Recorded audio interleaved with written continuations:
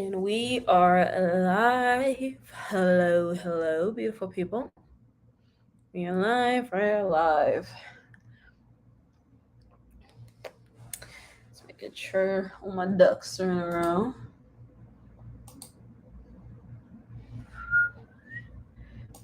We'll set it up like this.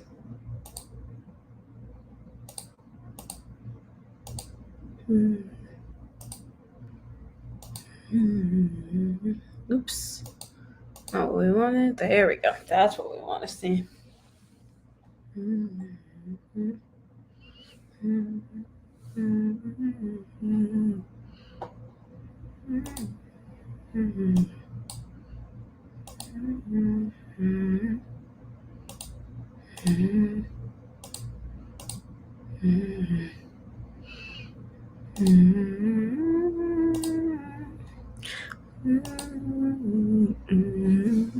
Playing around with the settings a little bit. Sorry, I was just like, oh, what does this do if I were to make this big full screen, or if I would put myself in the corner?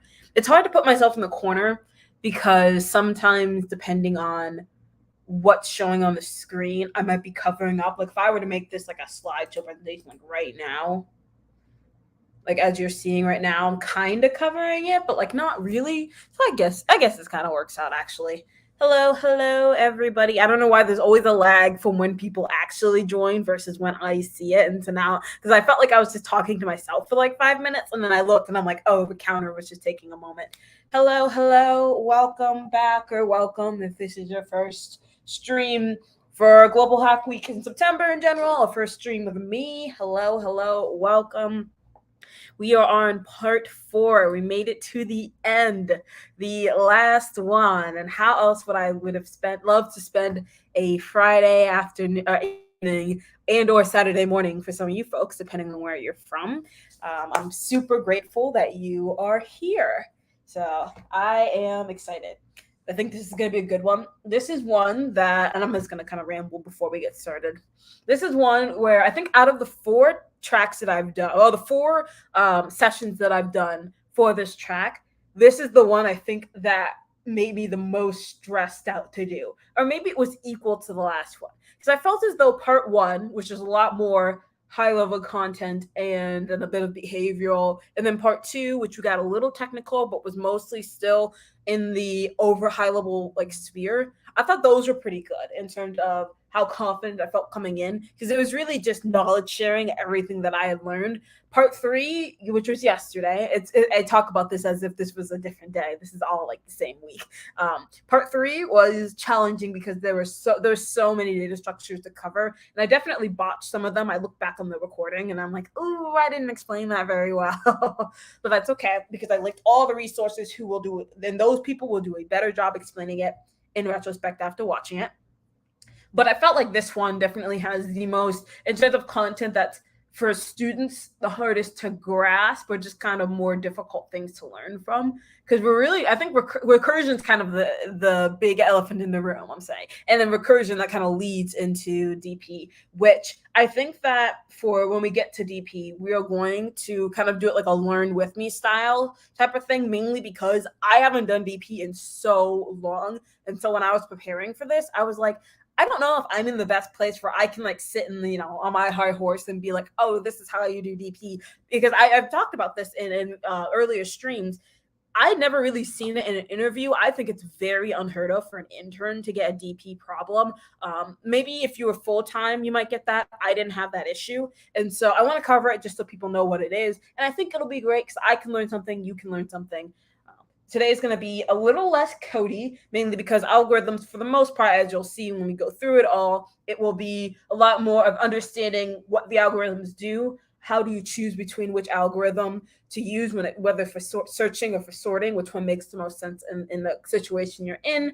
And then in terms of implementation, they all kind of follow a similar track.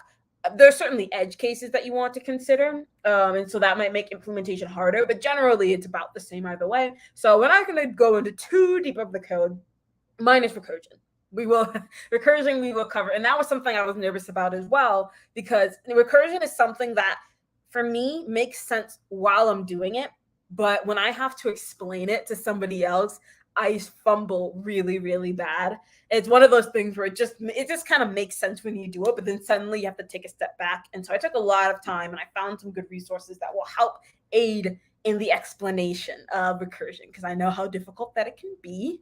So, and one thing I do want to say before we jump into it, before we get into the weeds, I just want to thank everybody who is here, because I think this will be the most amount of people we're going to get, and the numbers are just going to go down as we get into the evening, which is all right by me. Hey, it's a Friday evening or Saturday morning, depending on where you are in the world, or, you know, wherever you are. And so there are a lot of places and a lot of things that you could be directing your energy and your time toward. And the fact that you are here, whether you're here directly, like you're fully engaged, or you're just having this on in the background because, you know, you just want to have sound. I get that. I do that a lot too. Regardless of why you're here, I am so appreciative. This is my first time running a track. I've never had like a 4-part series as part of Global Hack Week before. And so I am so grateful that everyone is here and listening in. I think I've learned a lot from the past 4 streams. I think this has been a good transition for me to go from a student, someone who had just graduated university and was really soaking in all of this information, to now somebody who's actually teaching it. And so for those who are still here and are still watching, I deeply appreciate it. It means the world to me. So, all right, enough yakking. I always say, oh, we have so much stuff to do, and you know me, but chances are we're not going to get through everything, because we never do, but that is okay. So, and let's get started. There's not much. I don't know why I have the slides up here as if like there's going to be a ton of stuff. There's not. So, all right. So the main reason I wanted the slides up here is because I wanted to do the crossing out each part. I don't know. It just makes me feel good when I'm like part 1, part 2, part 3, crossed out. It's all done. I don't know if some people are like that, but I love being able to cross things out. And so we are on part 4 today. And so what we're going to do is we're going to cover common algorithms that you should expect to see in your interviews. We're going to talk about recursion pretty intensively, because I think recursion is a topic I want you guys to leave being like, I know what it is, because I know it's a topic that's always confusing. It shows up in interviews, so you have to know what it is. DP, like I said, it'll be kind of more of a learn along with me, and then just kind of wrapping it up. I don't know if this will take the full 2 hours, not because we don't have a ton of content, but like I said, I know we're getting close to the weekend. There's a lot of things you could be doing. So we'll get through this as fast as we can. If we can end in an hour and a half, I give you an hour back, I get an hour back. Hey, it's a win-win. So that's the plan. And then that's it. And then hopefully you guys have, I think there's only like one more stream after this. I think there's like a machine learning one, or that one sounds really, I should go to that one. And then it will just be closing. So hopefully you guys had a great Global Hack Week, whether this is your first stream or your 50th stream or, you know, your 10th. I'm glad that you guys had fun. And as mentioned in the announcements, which kind of happened during, it was like the Hack Weekend before, we are going to be doing Global Hack Weeks pretty much more frequently than before. And so I think we're doing it like every other month or like every 2 or 3 months. Don't quote me on that. I don't remember the exact cadence. I think it's every other month. So you should expect to see one more Global Hack Week by the end of the year. Like, this shouldn't be the last one of the year. So if you enjoy this content, I'll be back. I don't know what track I'm going to do next time. Honestly, I was kind of thinking about it. Like, okay, what type of track would I want to do when I come back? Because I've covered technical interviews. Maybe I'll like build something like everyone like everyone else who's actually building something, and here I am half-assing trying to explain this stuff. I don't think I'm doing my best, but anyway, there'll be one more. So please feel free, keep your calendars open. That will be exciting. Disclaimer, I'm not going to read through all of this. If chances are, if you are here for part 4, you are probably here for at least 1, 2, or 3. So I'm not going to read through this. I'm just showing this up for, like, you know, if there's a recording somewhere, I just want people to know, hey, I wrote this, just keeping that in mind. And then, yeah, if there are any questions that come up during the stream, I would be more than happy to answer it. Yeah, we're not doing Q&A. That was just, like I said, there's only 4 slides here. There was not a lot really to work with. But all right, so then now we're going to get started, and we're going to start with, what do I have on my agenda? We're going to start with sorting algorithms first, and then we'll kind of touch on, we're not going to do a lot. I think we're going to do more sorting than we will searching, just because I picked, there's so many of them, and I can kind of show you the list of all the options that you have. I really wanted to highlight the ones that actually come up in interviews. I think that if you're really interested in learning about some of these other ones, you are more than welcome to. I will provide those resources, which, speaking of which, Thank you for reminding me. I have the links for everything that I'll be looking at today. And so a kind of a sneak peek. This is kind of what we'll be covering. Not as much, so hopefully it doesn't take as long. So I think the link idea worked very well yesterday, and so I'm going to keep at it. So there is the links there. If you, error record. Okay, so if you're a Facebook watcher, I don't know if you are, but let me know if you are. The link is having a little bit of issues sending over to Facebook, but if you're watching from Twitch or YouTube, you should get the link just fine. But yeah, that you can follow along with me. If you want to refer to it later, feel free to do so. So that's kind of what we'll go through today. All right. Let us begin. And so in terms of today's lessons, quote unquote lessons, as if like I'm a professor or anything, a lot of the content that I took and what I'll be referring to in terms of what we're learning from is coming from the one and only, the best of the best when it comes to coding content and preparing for interviews is Geeks for Geeks. I love this site. They just do a phenomenal job at explaining things and really helped cement my knowledge when preparing for the stream. So I am very, very happy to show off some of the things. One thing I want to show here, which is also in the link that I had given you, is the Big O cheat sheet. And so we kind of referred to this a little bit for parts 1 through 3, depending on the data structure we were working through. This is going to come in a lot handy when it comes for algorithm, like array, like sorting or anything like that. Because one thing I want to emphasize before we start going into the actual algorithms, you will find that when you get a question that regards like, a quick sort or merge sort or anything of the like, more often than not, it's going to be questions that ask about the functionality of the algorithm as opposed to actually implementing it. Now, don't get me wrong. There will still be questions. Well, they might give you a question that might warrant you to use a merge sort, for example. But I've had interviews where somebody just asked me which one. I think it was quick sort actually, where they just wanted to know like what was, it was a merge sort problem, but they wanted to know if I did quick sort, what were the pros and cons, what were the trade-offs in using one algorithm over another. And so those are the types of questions you should know. So as opposed to the data structures, which I leaned really heavily on implementation, the algorithms, you really have to know kind of how they work, because that's going to be the more types of questions that you will be asked as opposed to, actually implementing it, which is still important. But yeah, this is I love this website. It just shows you like how, based on the algorithm, the best, average, and worst case time complexity, as well as these space complexity as well. And so like I said, we're not going to be covering all of these in terms of which ones I've seen and which ones we're not covering. Cube sort, I didn't even know that was an algorithm until now. And so I have not seen cube sort or counting sort or radix sort. I've heard of bucket sort. I've never really had to use it. Not shell sort or a tree sort. Really, anything that requires anything beyond like just like the big O, because you have, like what is this, omega, and then gosh, I forget. It's just like not delta. I forget.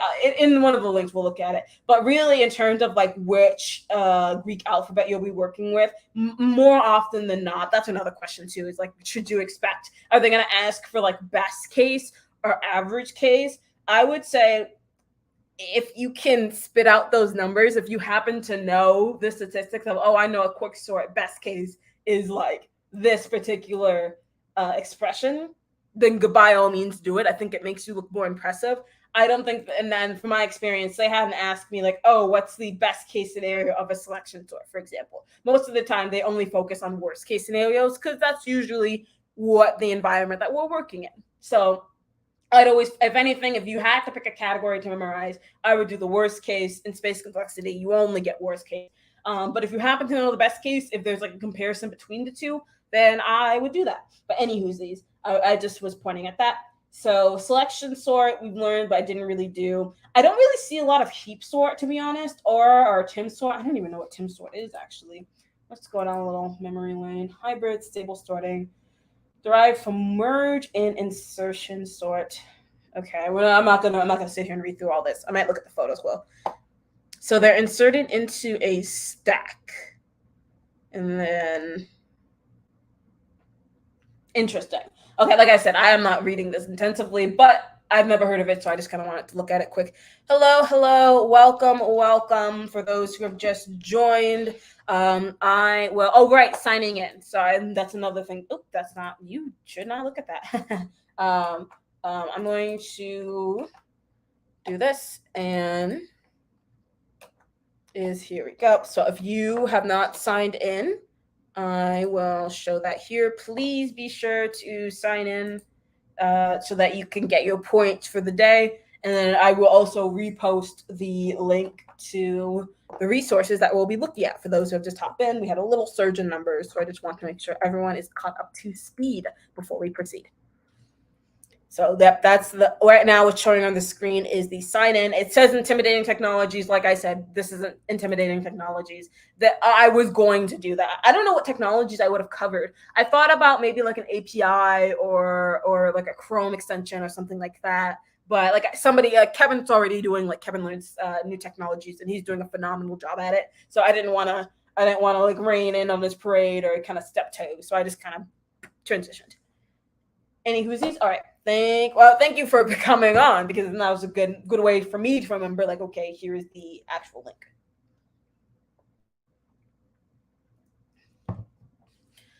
Alrighty, so I gave people a sec. I'm going to highlight this one, but if you need the links again, let me know. They're in the chat.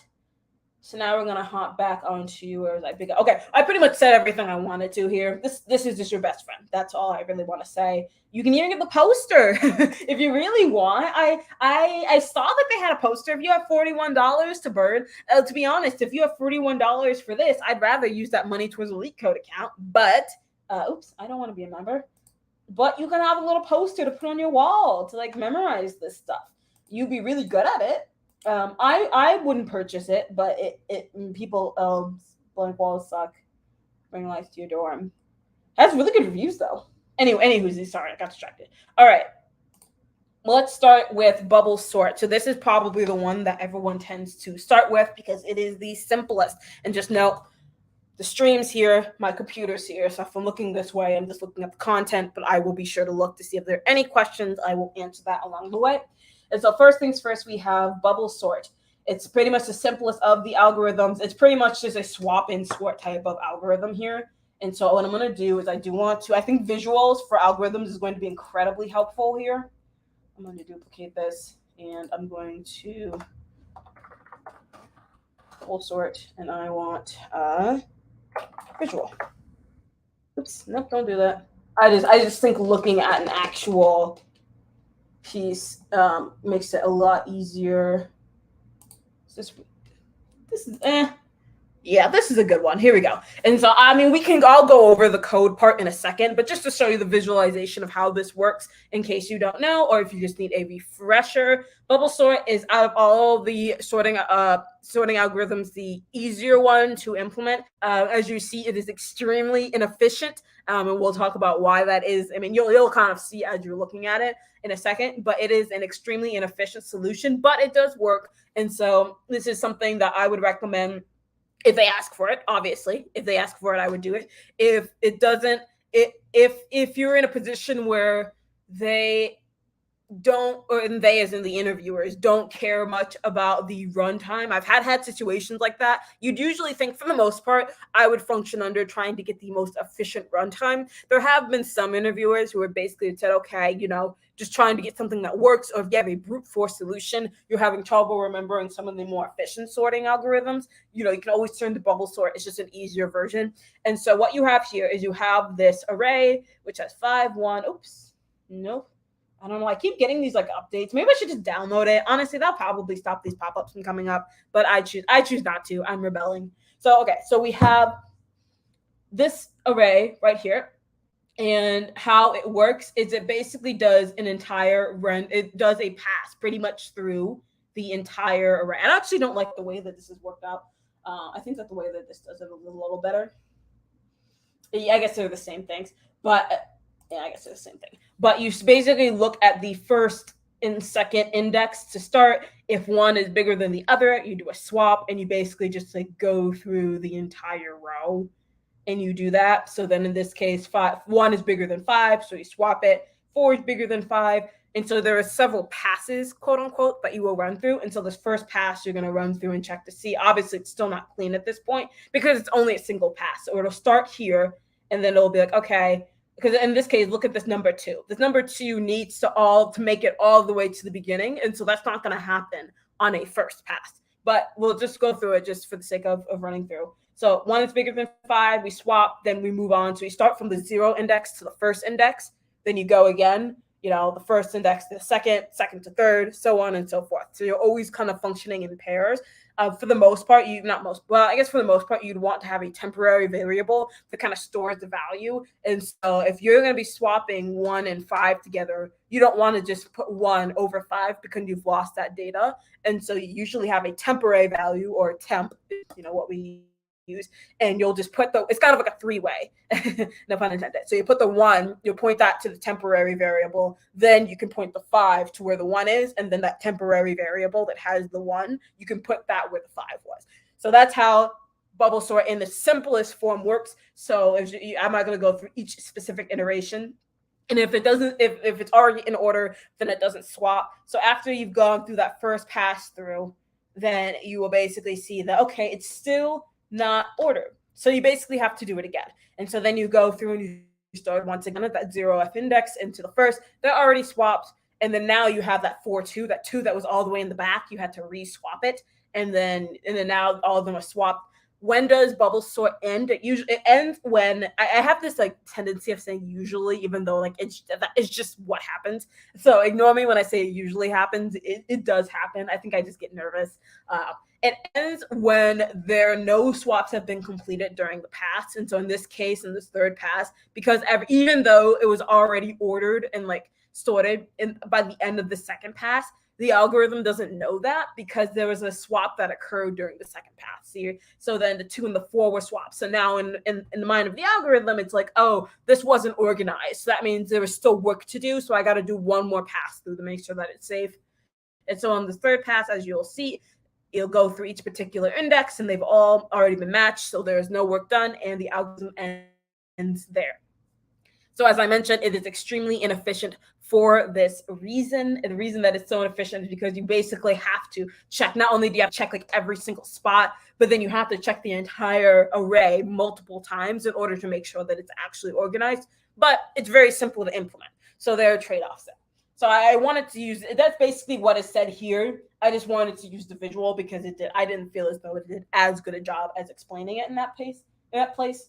And then here, this is why I love Geeks for Geeks. They try to give you implementations in pretty much every backend language that you have. If you're coding in PHP, you have a way to do it.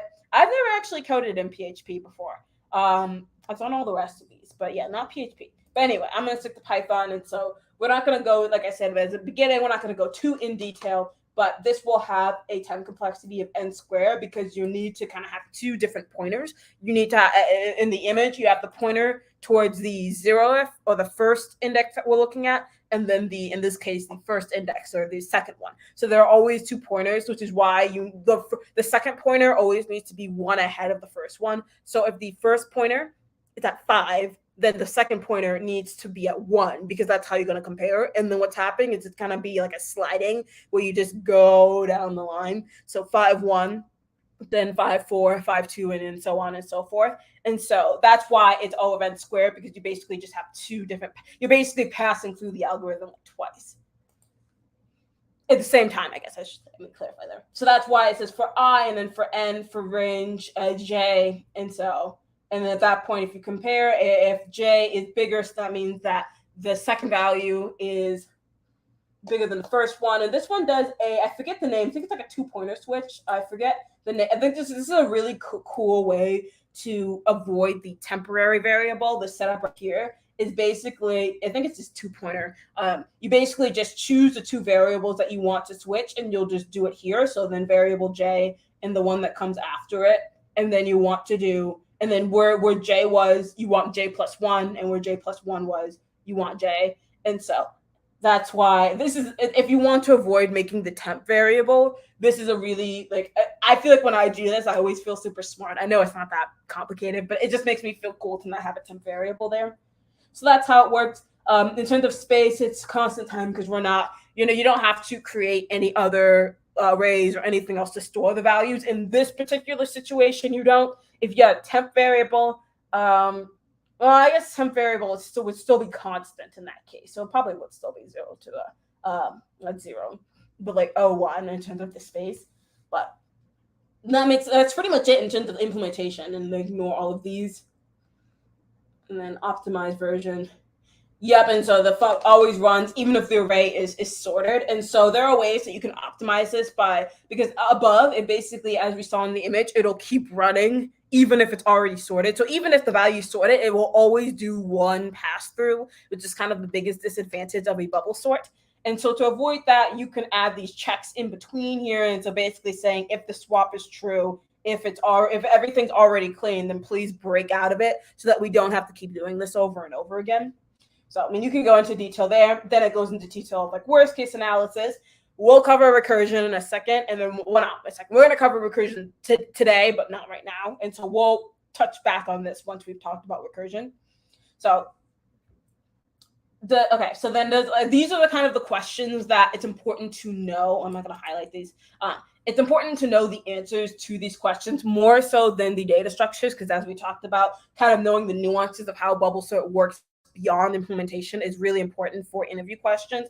I've had interviews where there wasn't any coding, but it was still a technical interview. They just asked me questions about they would give me a piece of code and then they'd ask me questions about it, or they would say, okay, how does this particular data structure work? Or maybe some foundation of Python or the language that I chose. And so it's very important to know what interview it is. Is it going to be a coding interview, or is it going to be one where you just need to have knowledge on it and then coming prepared for that? So this is where it's kind of interesting. So we kind of talked about where would this be used. It's very simplistic, but in terms of actual practicality, it's very inefficient. So, and they have like little quizzes here if you want to. Should I do the quiz? I'm probably gonna fail the quiz, honestly. I'll try the quiz. Yeah, we'll see how smart I am. What is the best time complexity of bubble sort? Well, you always have to go through it, even if it's sorted. So it's still in. No, I'm wrong. Oh no. If the input is sorted. Oh, I guess if it's already sorted, I suppose, then yeah, I guess that would make it's n. I guess if it's already, I guess I had it wrong. I guess if it's already sorted, if there's a check that prevented it from being checked again, I suppose. Now my confidence is shot. I don't want to do the rest of this. Nah, I already failed. We're moving on. But if you're smarter than I am and you want to attempt that quiz, I'm actually going to put I thought this said GG up here. I was like, oh, that's such a stab. No, it says GQ. But if you want to do the quizzes, it will be, I think for each of these, the quizzes will be at the bottom here to test your knowledge. I think these quizzes are a really good way. I know I did a piss poor job of actually doing it well, but if you want to learn more about if you want to test your knowledge, these are the types of things that somebody might ask you about. Maybe they won't ask you to do a bubble sort, but they want to ask you like, okay, based on this array that we're giving you, how many sorts would you have to go through? How many iterations in order for this to actually work? These are the types of questions that you should kind of know about for algorithms. All right, let's move on ahead. Oh, it even has a difficulty level. I didn't notice that. I guess this is easy. All right, so next we're going to move on then to insertion sort. And so it's similar to bubble sort, but as opposed to constantly checking each of the individual, each two values at one time, it's always going to basically stay on. It's like you start from sorted to unsorted. So pretty much everything before it is always going to be sorted and everything after it is not. So let me show you an image. Because like I said, explaining the algorithm is never, I always find the images just make it so much easier to explain it. And I think this does a good job. And so when you're looking at this array here, you start off with 4. Obviously, there's nothing to compare it to. And so you stop. Then what you'll do is you'll look at 3. And like I said, it's always the way the insertion sort is you're basically inserting the value where it needs to be. And so there's always going to be a split between what is sorted and what's not sorted. And so when you're looking at this 3 here, this seems like a bubble sort, right? Because it's like, oh, 3 is bigger than 4, so now we have to add it.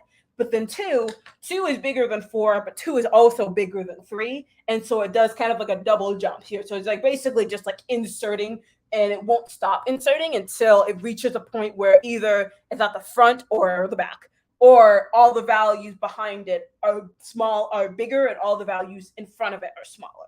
So that's kind of how that works. And so 10, it'll kind of compare, okay, 4 is smaller and 12 is bigger, so it's in the right spot comparatively. It's definitely a more comparison version of it. Then 1, this is where, it will go all the way up to a front. So in a bubble sort, if we were to compare, it would have done like 12-1 swap and then go back to like 1-5 or whatever. And then it'll just like, and then you know how many iterations it would take for a bubble sort to go through all of this in the way that it was ordered right now? It would take forever, which is why insertion sort's there. Insertion sort's still not super efficient in comparison to the other ones that we'll be looking at, but in comparison to bubble sort, it's definitely a much better way to do it. You kind of have your one anchor. It's not like a pivot. Quick sort is kind of the pivot, which we'll talk about later.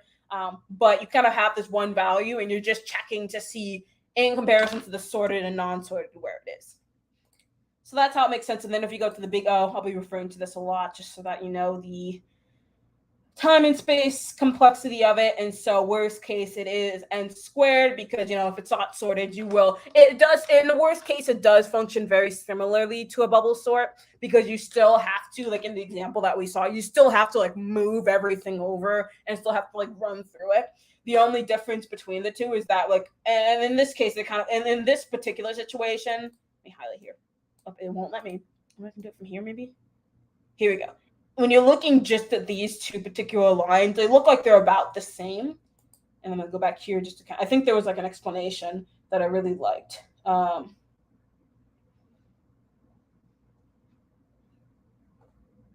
okay. I thought there was like an explanation of like bubble sort versus, I'm just going to look it up. Insertion bubble sort complexity. Here we go. Because I think the questions like this are very important to know, right, too. Not just how each of these sorting and searching algorithms work in a silo, but also how do they work in comparison to each other, and how do you make that decision? So we're just going to pull this up. I thought I had this pulled up, and so I'm just pulling it up now.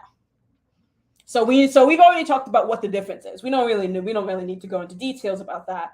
And so simple, obviously the sort in terms of implementation, which I will show you when we go back to the page, is a bit more complex in order to put together. There are generally like less swaps that you have to do.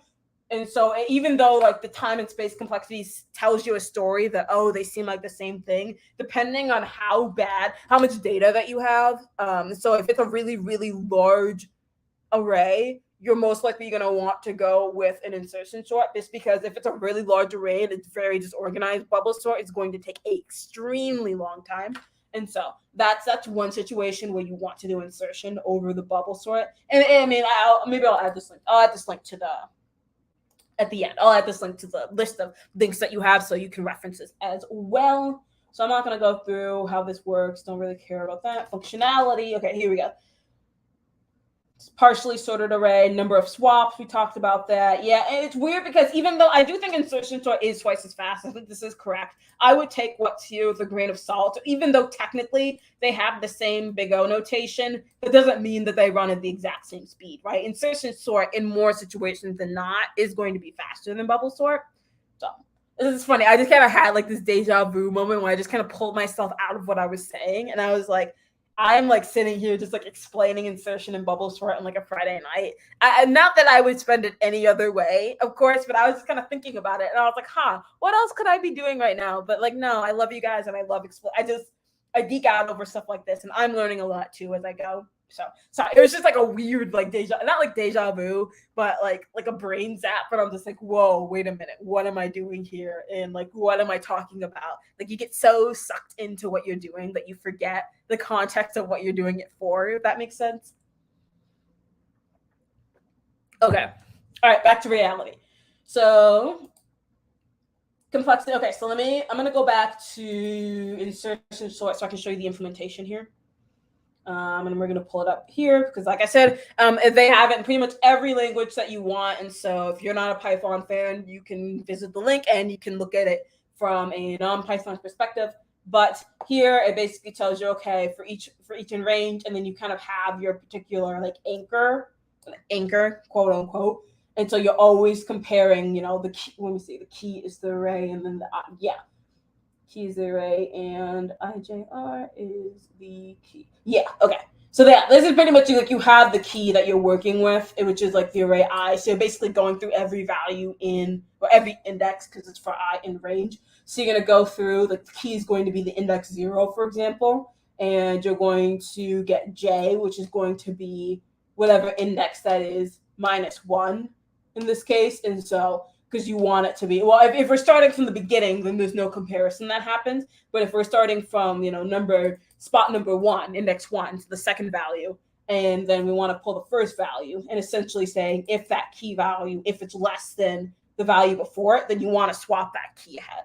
So that's another thing too about learning about algorithms, is learning about, can you read this code and understand what they're saying? Because you can like easily just take this and then implement it if you wanted to. But it's very important, like in an interview, like if somebody were to give you this and then be like, what sorting algorithm is being used to do this? Can you sit down, look at this without the comment, and know that this is an insertion sort? That's also a very useful skill to have.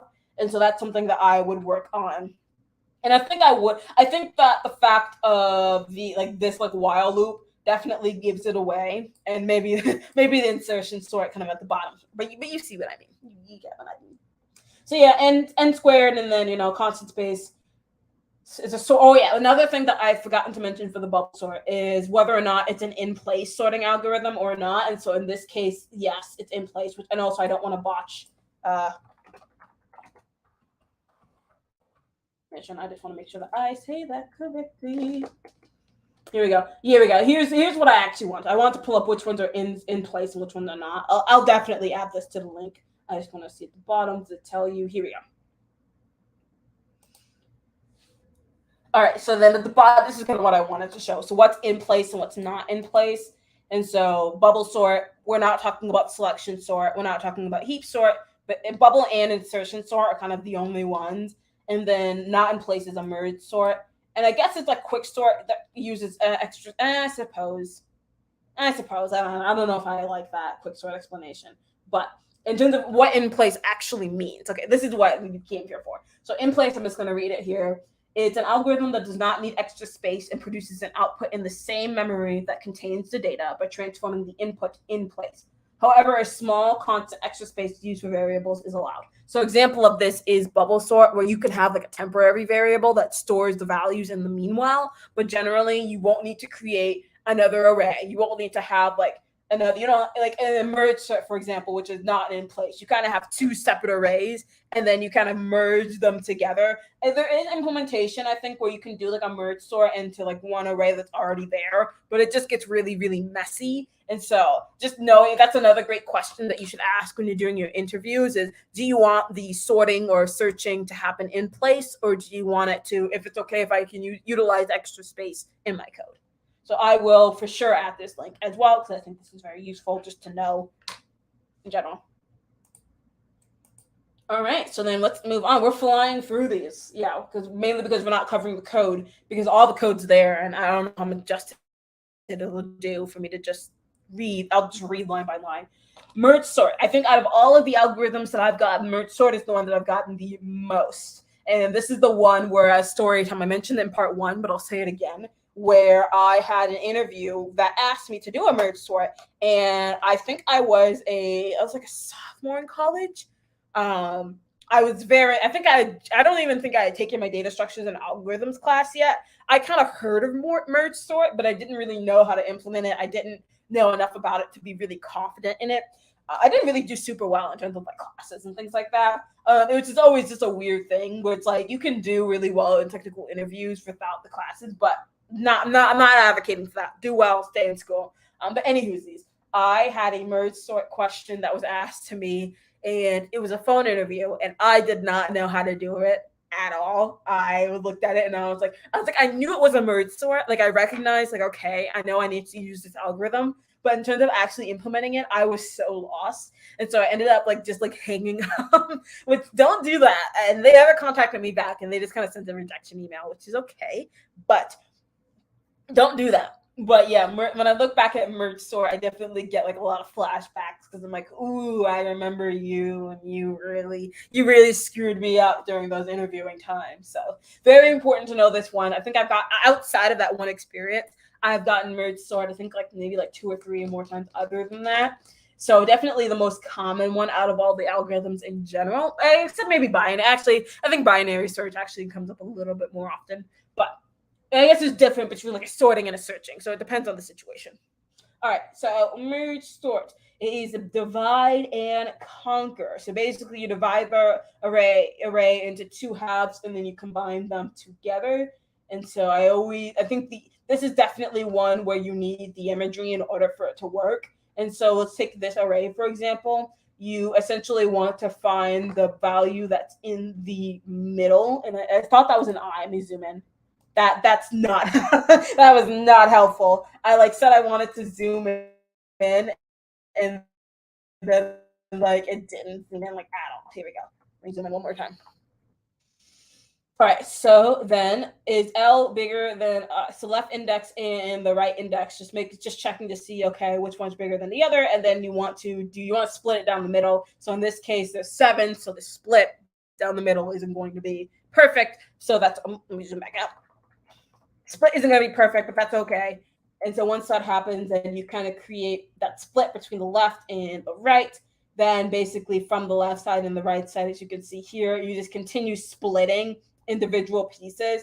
And then as you're splitting them, you can start merging them based on how big they are. So once everything's been split, then you can kind of see like, okay, I know that between 38 and 27 is bigger than 38. Then you have this 3, you'll add that there. So it really is like it's recursively like breaking down each of the different parts of the array, and then what you'll do is you just put them together. So it kind of takes the mini comparison pieces of a bubble sort while also just like splitting everything up rather than keeping everything. This is why it's not an in plate, but it's definitely more efficient than a bubble sort. Let me say that. So that's how that algorithm works in terms of complexity, and then you can walk through the steps of how they split everything. They break it up, and then split it. In terms of how the steps are ordered, that's important as well. So knowing that when it splits, it doesn't automatically do both of these in parallel. They kind of do like one step at a time. And so in this case, they start all kind of like a tree structure. They start all the way on the left side, and then they kind of like merge everything together. They jump back here. So they do all of the left side before they even touch the right side. So that's an important thing to note. What order does the splitting and dividing and conquering kind of come into play? Then there's the algorithm here, which I think that knowing I mentioned before that the implementation of the algorithms aren't as important as knowing the content, which is still sort of true. I think that kind of goes out the window for merge sort, and that's because I had an interview where I failed at it.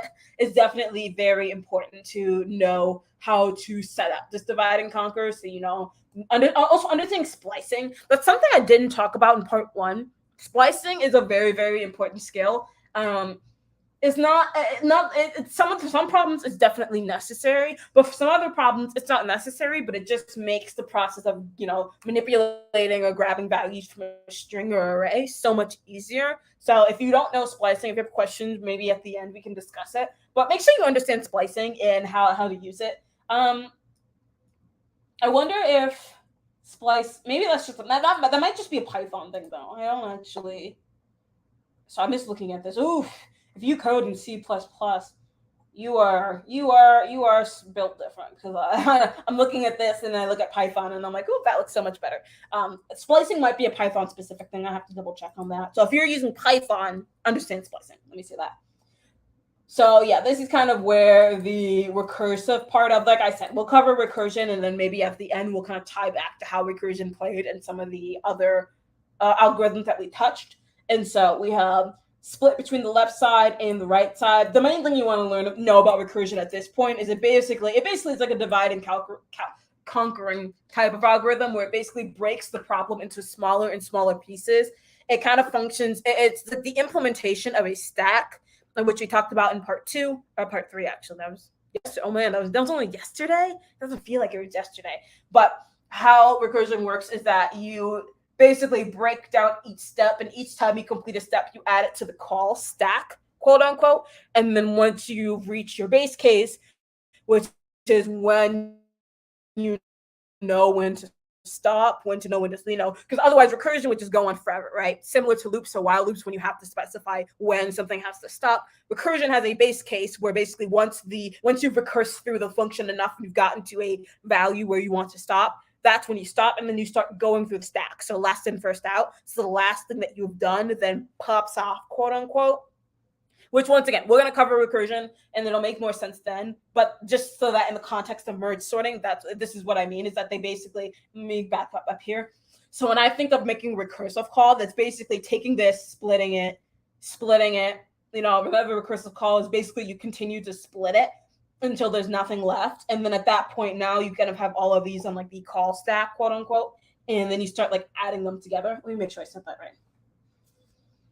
So yes, I guess the sorting also happens in the recursion as well. Sorry, I got that. So then all of this stuff where the actual sorting has occurred, that will pretty much happen in each of these sets, and that will happen through recursively. So it'll happen on the left side, and then happen on the right side, and then you combine everything together.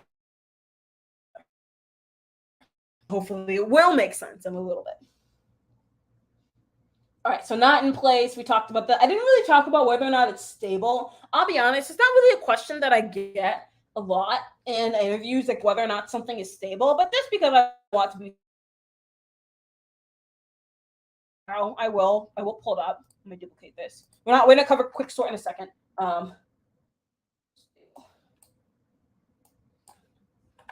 Definition, coding, algorithms, this is literally what I look up. I'm like, okay, coding algorithm stable. Here we go. So I will also, let me see if I can find. So this link I'm gonna give to you guys. I'll put it inside of the forum, and then I'll put this link in as well. Here we go. So like I said, I didn't really have any interviews that really asked me whether or not something is stable. Seems like it's more of like a JavaScript thing, I suppose. Maybe that makes sense as to why you don't get questions on it, at least from my perspective, but I will still cover it. So stable means two elements with equal values will appear in the same order in the sorted output as they appear in the unsorted input array. And so I read that, and I was just like, wait, hold on a second. So, okay, so if you wanted to sort by first letter, it would do, oh, I see, they remain in the same relative position because the algorithm is stable. Okay, that makes sense. So basically it's saying, like, given if two values in an array have like the same, well, if two elements have the same value, regardless of when they're sorting them, whether they're sorted or unsorted, they're still going to have the same relative position, I suppose. And so if blackberries is here and bananas is here, when you sort them, since you're doing it by first letter, even like blackberries is still going to be ahead of bananas. I think that's what they're saying. Yeah, if it was unstable, then it would change up. It would switch up a sense. And then here is the list of what's stable, and here's what's not stable. Obviously, if you were sorting it by like BA, and if in any other context, you would see that BA would be ahead of blackberry, so banana should be in front. But that's not what the algorithm reads. As of course, when it comes to coding, they don't have the context clues that we have in the language, and so just keep that in mind. So, okay, I will save this and add that to the list as well, so that I'm gonna just do that right now, so I don't forget. Because I keep saying I'm gonna do it, and then I don't want to just like not do it. Let's look up. So I want in place. If you want to look at that, that's here, and then stable versus unstable. I also love this keyboard. The little clicky click is just my favorite. So if you have unstable, we will put that link here.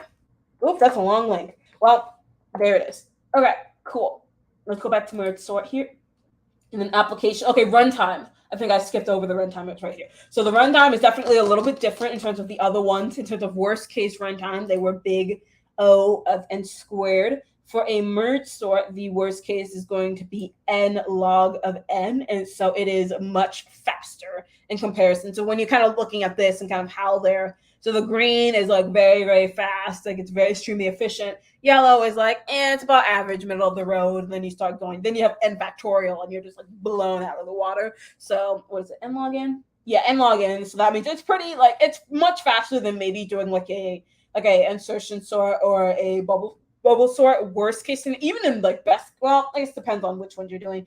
Average case, in worst case, it's much faster. In best case, if something's already sorted, that's kind of where merge sort kind of loses its luster. Is just because in that case, you still have to do the dividing and the conquering. And so you're still doing all of the splitting and the sorting in that case versus like bubble sort or insertion sort. You'll kind of do one pass through the array and be like, all right, good to go. So that's why that's O of N. I guess it's like, that's another thing too, covering like, because this isn't O of N. It's actually, what is that, omega N? Well, I'm going to put a pin on that. And we're going to, if we have time at the end, I do want to cover the differences between like if you have big O versus these other Greek alphabet letters. I haven't seen it in any interviews. I think it's good to know. And like I said, it only makes you seem a lot more smarter if you can bring it up in an interview. But in terms of what this series is really teaching you what you need to know, and I don't think you need to know those for a good interview. But I will touch back on this at the end because I thought this was over and it's not. So, but anyway, in theory, what I'm saying is that it would be like, you basically just run through the array one time versus the merge sort. You still have to do the divide and conquering, which is why if it's already sorted, maybe look at one of these ones. If it's like, if there's a lot of data, like there's a lot to like divide and conquer, consider doing a merge sort. Recursion, when there's a lot of data, it definitely takes a lot of memory because we talked about before when you recurse through a function, basically it saves each version of that recursive step in like a call stack. And so there's going to be tons of data that's going to be stored. And so if it's a lot of information, merge sort is probably still going to be faster, but it's just going to be very, it's the more data you get, the more inefficient. That's kind of where DP kind of comes into play, which we'll cover at the end. So, all right. So then applications here. External drawbacks, slower for smaller tasks. So I kind of alluded to, I didn't say that directly, but I alluded to that. So basically for smaller tasks or anything that's already sorted, merge sort is kind of an overkill. So if there's only like 3 elements in an array, you probably don't need to use merge sort. So this is where when you're in an interview, you kind of have to assess the situation. How big is the array? How sorted is the array? You know, what's the requirements in terms of runtime? Does it need to be faster than O of N squared? If it needs to be faster than O of N squared and it's not sorted already, you might have to lean on merge sort. So it really depends on the context of what you're using it for. Requires additional memory of O&M for the temporary array. So we kind of touched on that before. It goes, and as I mentioned, it goes through the whole process, even if it's sorted. So if you want to look more in detail on how to implement a merge sort, it is right here. But yeah, hopefully that makes sense. All right, water break. Okay, let's keep it rolling. Which then the last sorting algorithm I want to talk about today is quick sort. And so like merge sort, it is also a divide and conquer algorithm. And see if I can pull. No, these are the same thing. Oh, these are comparison. I pulled this up because I did want to compare the two at the end. I just got confused by the link. And so I kind of alluded to this before, but it picks an element kind of as a pivot and then does partitions around that particular pivot. And so you always want to pick the first element as a pivot or the last one. It really depends on like where you put the pivot really depends on like how fast it's going to go. And so this visual will hopefully help explain that. And I think there's a second visual here. So in this case, if we are going to be partitioning or we're going to be doing the sorting around the 70, which is the last element, which once again, you can choose if you want to do the middle, if you want to do the beginning, the end, the median. It really depends on the problem that you're working with. But if you're partitioning around 70, for example, then you would do everything that's smaller than it and everything that's larger in it. And then you basically, it's similar to merge sort, it divides and conquers, and you basically pick another partition, or I don't know why I keep doing quotations as if I guess I say that I think quotations just so that you know in this particular terminology this is what I mean. I do that to give emphasis, but it's not, I shouldn't be doing this as if like partition's not a real word. It's a real word. And so sorry if that seems confusing. That's not how I intend to come off as. So I just do that for emphasis. I don't know, weird. Anywho's, so you have these smaller values on the left side and the larger values because you've made that partition through the 70. And then we'll look at the left side here. So you have 10, 30, 40, and 50. And then since you've chosen to make the partition around the last element in the array, you're going to do that around the 50 now. And then because there's no values that are bigger than 50, that's pretty much empty. And then you go, just keep going down for 40, 30, 10 in this case. And then now you basically have a pretty ordered structure of how you want to do it, because you basically, then you kind of build your way up. So that's kind of how recursion comes into play. You start to now, you're at the bottom. The last partition that you made left you with an empty value, and it left you with a 10, right? And so then how recursion works is you've kind of gotten all the way down to the bottom. And now at this point, you got to go all the way back up to the top. It's last in, first out because it's the stack implementation, right? We talked about this. And so then 10 will be at the top. That was for the quotation. The quotation was valid there, because when I say top, I don't mean top. I mean beginning of the array. And then now you have the 30, because you're basically backtracking, and then you go to the 40, the 50. So now this is like all sorted. Obviously, in this particular situation, it looks sorted, but when there's a lot more data or it's not structured the same way, it won't look as clean as this. If you could do a partition and it looks like this all the time, it would just be so easy. Not the case here, because there was already 10, 30, 40, 50 up here. But if it was like 30, 50, 10, 40, or whatever, I may have mixed them up, it might be a little different. And so now you have everything organized on this side. You go to this side, and now you kind of do it like the opposite way around, because you're partitioning around that 70, right? And so you kind of want to do the opposite direction. And so 90 is going to be the one at the very end. Then you go to 80. So now you have 70 in the middle, 10, 30, 40, 50 on one side, then you have 80 and 90 on the other side. So that's how Quicksort works. It basically just gives you a pivot. And then rather than like dividing and conquering the way that merge sort did it, you basically just kind of pivot through it. I had trouble differentiating the difference between the two, which is why I have that second link. But let's get through Quicksort first before we do that. Too small. Here we go. So we kind of talk about that. We gone through, if you want to, for recursion. So yeah, both merge sort and Quicksort utilize recursion because they're divide and conquers, and so you have to break things up into smaller pieces. Here we go. I've already kind of went through this, and then here's another image that kind of shows you how this works if you want to do that again. Okay, and then implementation, I'll switch to Python.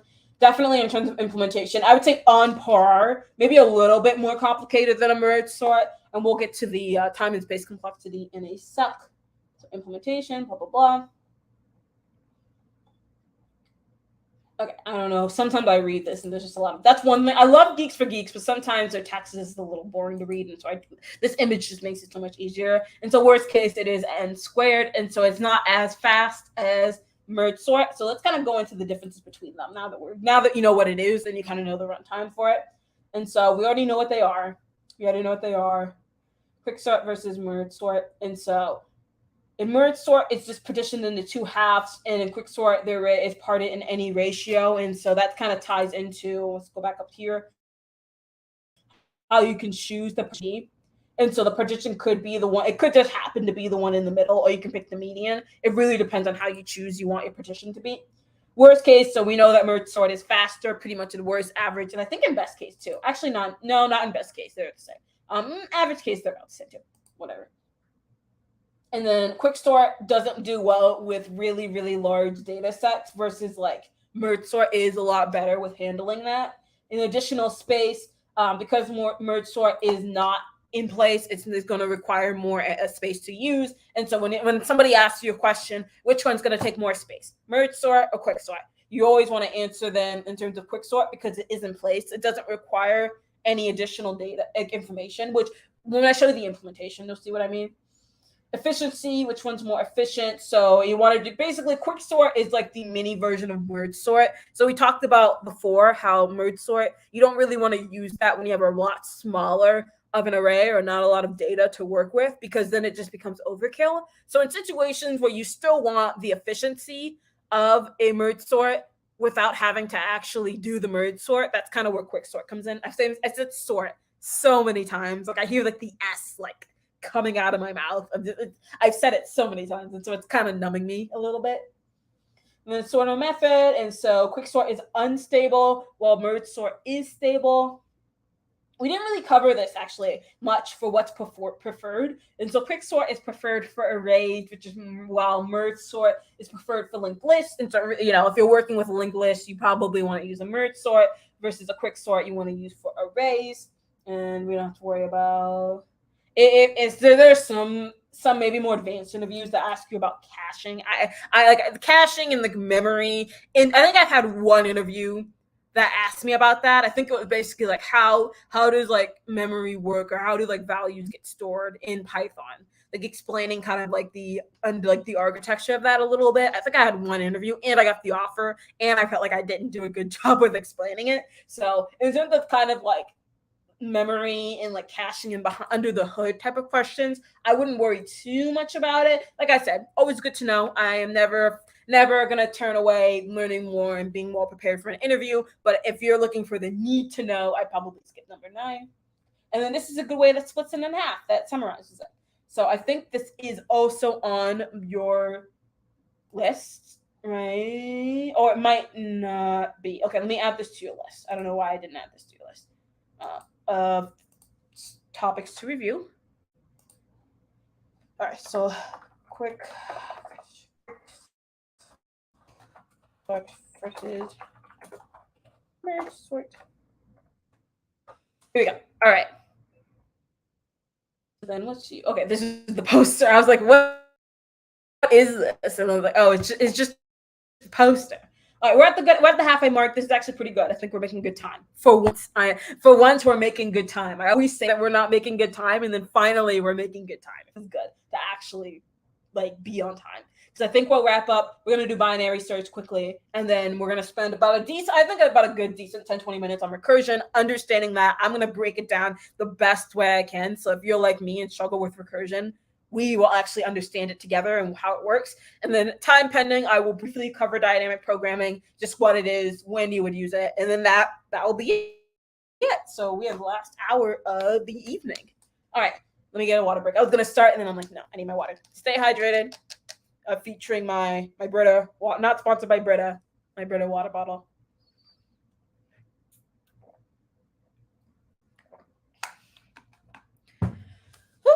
Okay.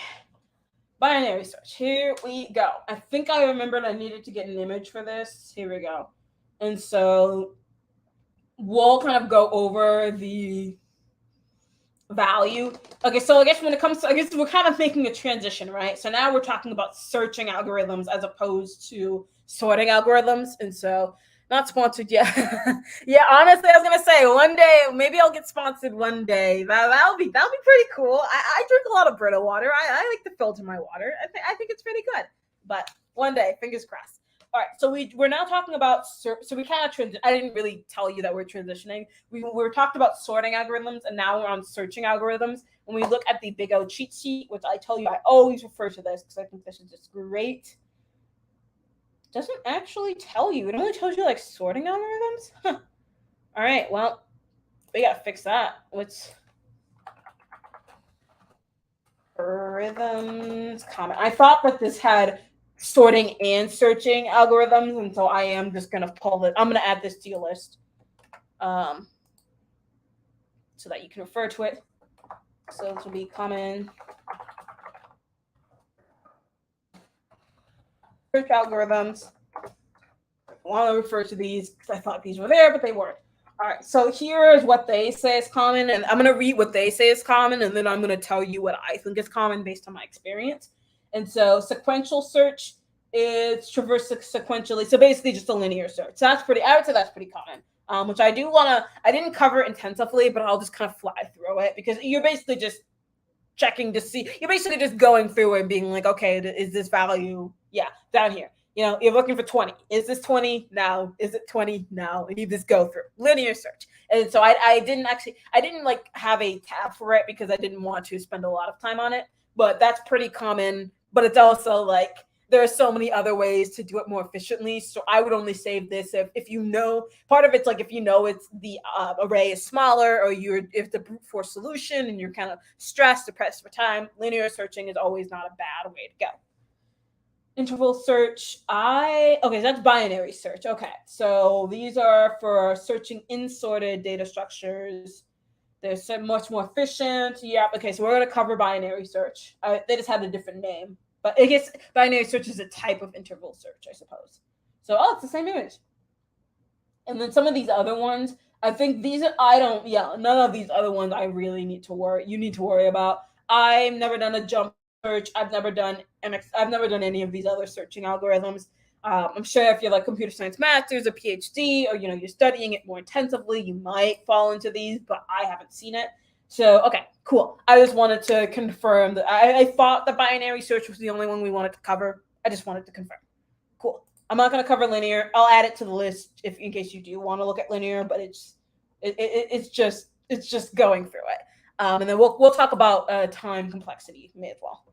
So linear search, and I'll put that here for your list. And so the main reason I'm here is just to look at the time and space complexity. So constant space, because you're not making any additional memory for it, and then time complexity, you're just doing a single pass of the array to check to see if a value is there. So that's all pretty standard stuff, and there's a recursive solution to do so. We will touch back on this once we cover recursion, which is coming up. You kind of see them.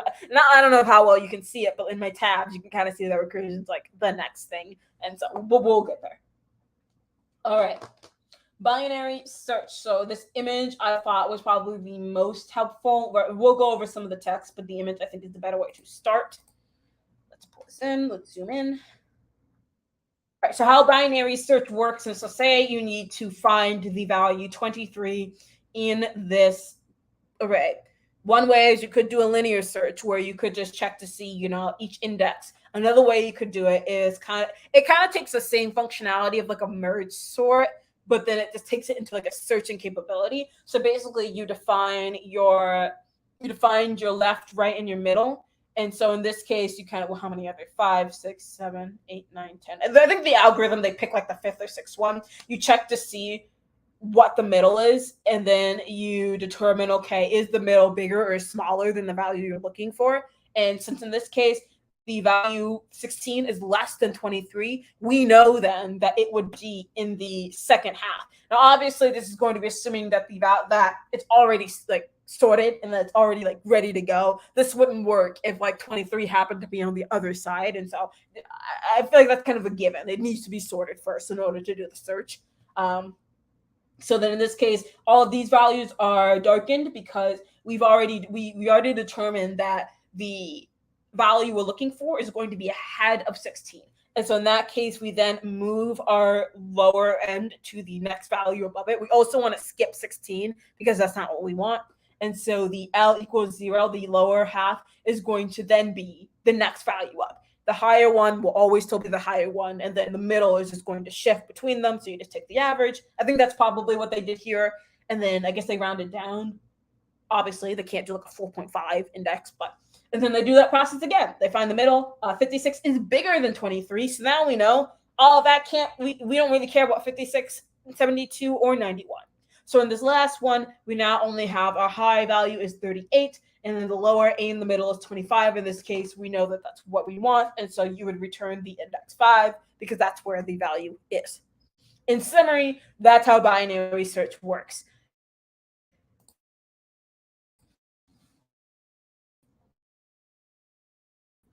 Okay, let me zoom out. All in a recursive way. We'll kind of talk about the difference between that in a second. But let me look at the iterative approach just to show you like so you'll get the value. So the array that you need to sort through, the value that you're trying to get, your low and your high. You need to get your middle value, which is you take the average. And then if it happens to be the middle value, then you're done. Then you don't have to continue. Otherwise, then you check to see, okay, is it the left side or the right side? If it's not, then that low value now becomes that middle to the right or the high to the left. And so that's kind of what was happening here. And then this is a recursive solution to do so. And there's the illustration.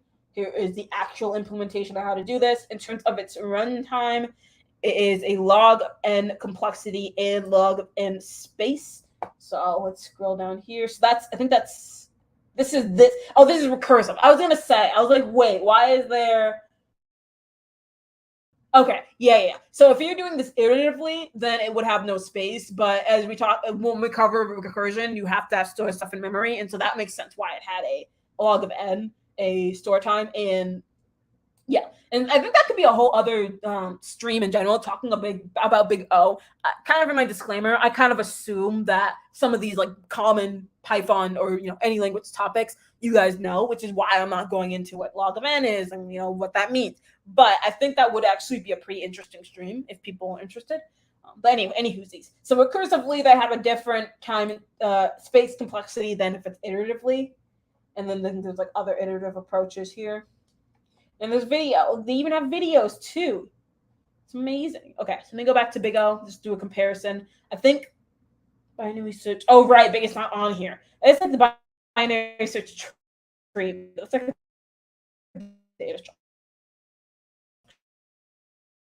It's not quite the same thing. Yeah, so I rely on this heavily here if you need to find like, your time and space complexities. Yeah. Okay. So I like brain farted for like a second there. Okay. All right. That is officially, I think that's officially like if we were to put a percentage, we're like 60% done. So that was kind of everything I wanted to cover when it comes to algorithms. I think that biggest takeaways here is one, learning the ins and outs of how the algorithm works, not only within a silo, but also in comparison to other algorithms that you're using. What would make sense in what context, what's fast, what's slower in terms of the array that you're working with. If it's a big array or a small array, how much space are you working with? What's your constraint for how fast the algorithm needs to be? So all of those factors you kind of need to take into account, and based on I think there are quizzes at the bottom of each of these, which I think is so cool. Maybe there's only quizzes at the other one, but there is a way to learn about these. And like I said, Geeks for Geeks is probably the best resource in terms of these algorithms. So I would highly recommend learning them and learning them well.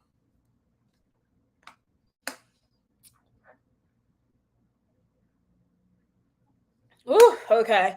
Have to take a brief break there. Ooh, let's talk recursion. Here we go. Here's the fun. This is where we get to the fun part of the night. If you thought your Friday night wasn't as fun before, here it is. And I even have notes. I even have like notes that I wrote down. Let's talk about recursion, because that is a doozy. Well, it's definitely, once you learn recursion, it's not too bad. It's just that for me, I'm a very visual person when it comes to learning. And so when I look at a problem that has, or a program that has recursion, and I see the call, it's always incredibly confusing to me. And so I just wanted to, I found a few resources that I think do an excellent job of describing it.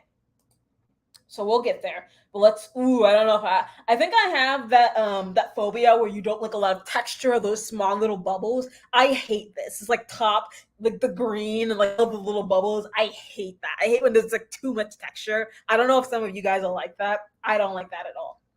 All right. So what is recursion? I've mentioned that so many times in this stream, but we haven't actually, I've defined it a little. But let's redefine it. So it's a method of solving problems. Basically, it's a divide and conquering type of method where you break the problem down into smaller and smaller pieces, and then you can use those smaller pieces to solve the bigger problem later. So basically, you take the big elephant and you break it down into like the legs, and then basically you can put them all together and get the solution that you want.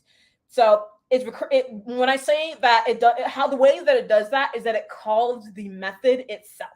And so what happens is in the call itself, we'll talk. So there's two pieces of recursion. There is the base case, and then there is the recursive call. The base case is how you know when to stop.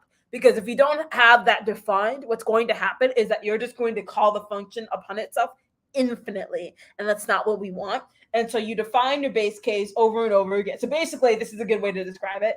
It's like, do you understand recursion? And then somebody enters it in. And if it's true, then that means you can stop.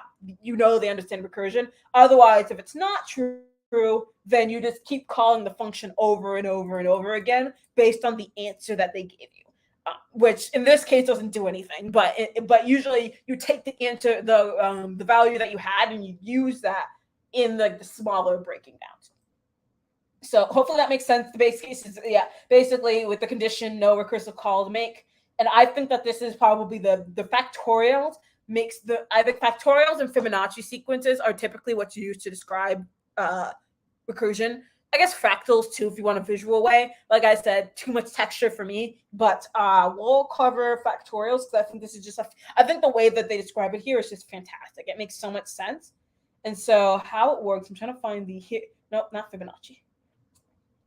Let's talk about how this works here. And I would like to do is I'm going to, okay, this is iterative. So basically, if you want to find the 5 factorial, that's 5 times 4 times 3 times 2 times 1, right? And that will result in 120. The way that you could do that is basically creating a for loop that you start with the highest value that you want, which is 5, and then you increment, decrement, whatever. You like decrease by 1 each time, and you basically multiply the total that you have by the new value there. That's how you do it iteratively. That usually makes sense. What I'm going to do is I'm going to take this, and I had leak code pulled up because I was going to show something in leak code, but I changed my mind. But I am going to use the not terminal, like the IDE, like the little typing area, just to kind of prove a point on how this works. And I'm going to move this over here. So ignore the problem. We're not doing the problem. Oops. We're not doing the problem. I just have this here just so that I can show you how it works once it loads. Once it gets a second to load, there we go. Okay. Ignore this. We don't care. We don't care about the problem. We don't even care about this. I'm going to post this here just so I just want to walk through step by step how recursion works in this particular piece of code. So what I'm going to do, I'm going to get my keyboard out, and we're going to do this again for Fibonacci just so that we etch it in your brain. So in this case, what we have is n is, so we have that n equals to 5, and then what we would do is we'd make the call basically saying like print, for example, and then I want to print like factorial, and I want to print out n. So this is like what outside of the code somebody would be calling in order to do this recursive call. Okay, so this is what happens at the start. So that's step 1. I'm just going to break it down into steps so that it makes sense here. Step 1 is that you actually make the call. So now we go through the first pass of it, and that n equals to 5. And we know that we'll look at the base case. The base case basically says if n equals to 1 or if n equals 0, then you want to return 1. That makes sense, right? Because if we get to a factorial where it's 1 factorial, we know that that's just 1, and the same for 0. The factorial is just 1. And there's not really much else we can do. We can't keep going down. There isn't like a -1 factorial or -5. And so that's why the base case is there. Base case is you have to define it on when you know you want the problem to stop. A very common base case is usually when it's equal to 1 or 0. Depends on the problem. The nature of recursion problems usually have a base case where you stop when you're done with the value, which usually means it ends at 1 or 0. That's not always the case. We can maybe look at some examples later of what some other base cases could be so you can get some knowledge outside of this very specific example. But the base case usually is the easier part. Usually people don't have a problem with defining the base case. It's the actual problem, recursive call itself, that they want. So, okay. So we pass the base case, and then we go on then to the next part, which is we want to return n is the factorial of n minus 1. And so what's happening here is what they're saying is we want to return 5, because that's what n is. Oops, I swapped. Here, 5 times factorial 5 minus 1, which is also just 4. I'm just going to change this to 4, but it's 5 minus 1. So now we have 5 times factorial of 4. Well, shoot, we don't know what factorial 4 is. And so now we have to go in and we do it again. So now n is equal to 4 in this case. And now we have n. We want to then return n equals to, return. So then the base case is already passed, right? And I'm not going to, I'll probably explain it the first 2 times, but then kind of the speed run it. So then we have 4 multiplied by factorial 3. And this continues to happen. So I'm not going to explain each part of that. I'm just going to copy paste this like 2 more times. Copy here, here, and here. Okay, so let's just put this up. So now n equals, so we do that again, because what's factorial 3? We don't know.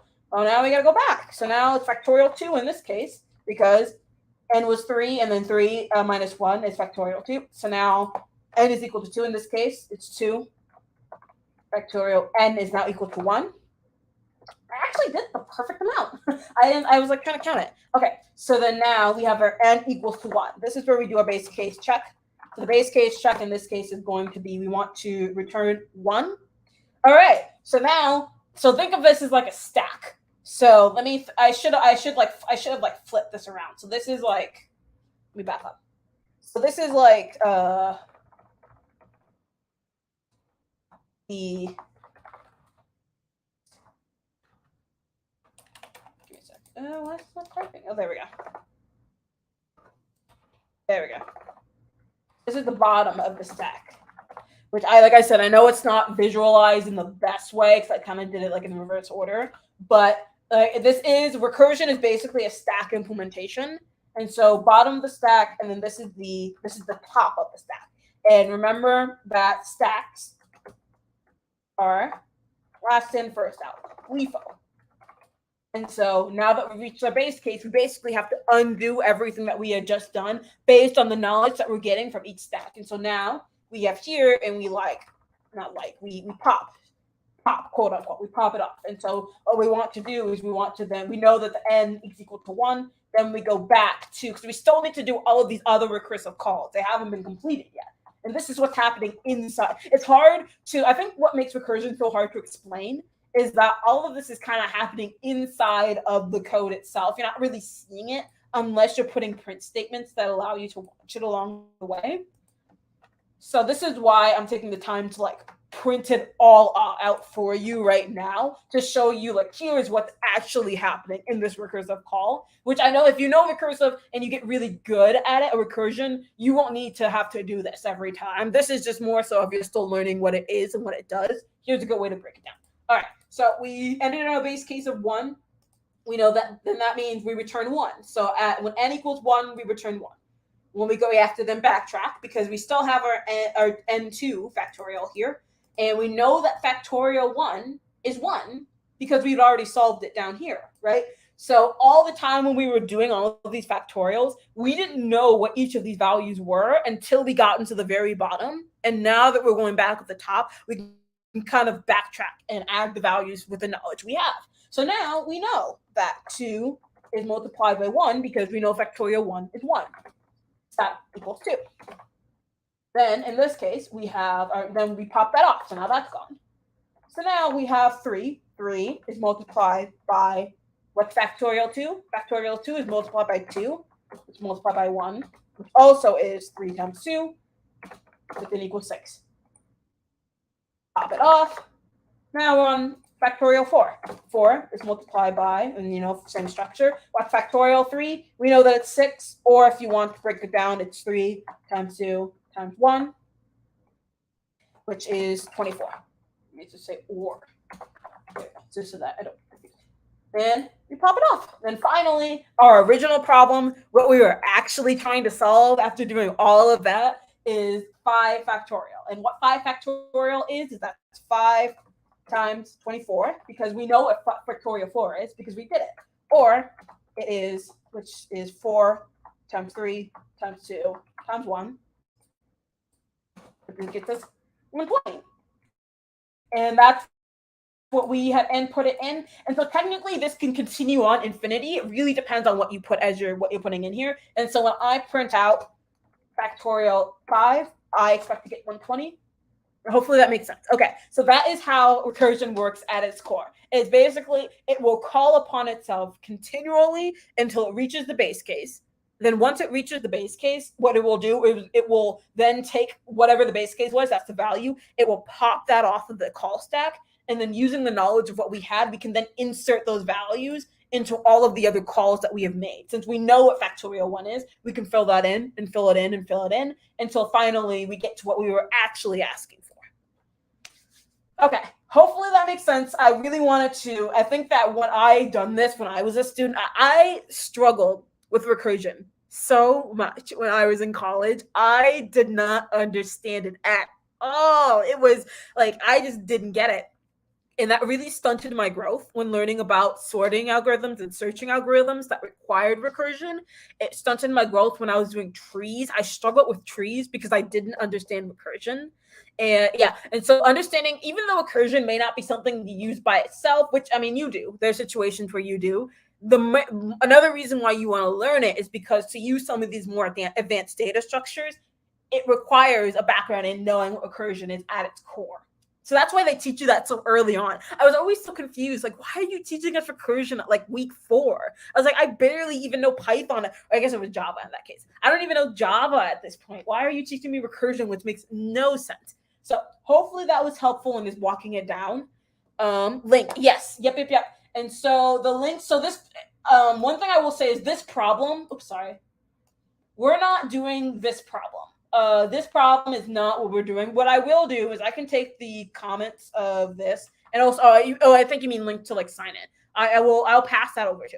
I'll do that now. Actually, now over here. So if you haven't signed in, please make sure you sign in so you can get your points. And you can get your check-in so that you're signing in. This is a good time to stop anyway. Okay, not stop, but like, take a break. So sign in if you haven't. I'm going to reattach the link for all of the resources that we've been covering so that you can have access to it. I'm going to put the recursion example on the bottom here. So in case that like you need a refresher. So the recursion is finding factorial. I forgot the R. N.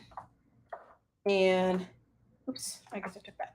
Okay, so then I'm going to take this. I'm just going to take all of this so then you can see, okay, here's the function that's being called and here's what's actually happening. I'm going to write that under the hood. And then this is the, oops, I keep doing that. I keep like doing the thing where I pop it on. There we go. I don't want to open developer tool. That's a whole other stream, learning how to use developer tools. I might actually do that. I was thinking about doing how to teach you how to use developer tools. That might be a stream for another day because once you learn how to use developer tools really well, it makes front-end development so much easier. I wish I knew that. I wish I just knew that. Okay, so this is the answer. Sorry. And what I want to do is I want to take all of that and I'm just going to put this at the bottom here. Comments. I'm going to write comments. And then this is like that's what's happening under the hood. Here we go. So hopefully, let me do a recursion example. Here we go. That's what I wanted to show. So if you want to review this example, kind of think about, okay, how did this work in actuality? Here's what happened. Here's how I did it. I'm going to get rid of this comment. My format's just a little bit. All right. Here we go. So then hopefully that makes sense. I'm going to also attach the link to the chat if you haven't had access to it, or if you don't, if you want it.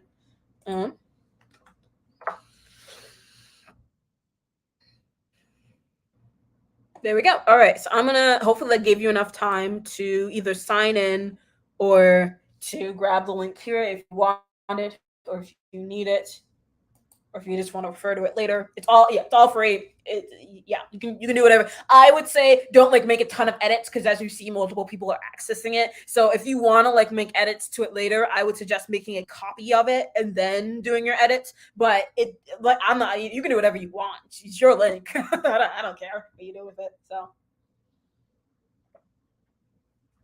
all right, let's wrap this up. So then.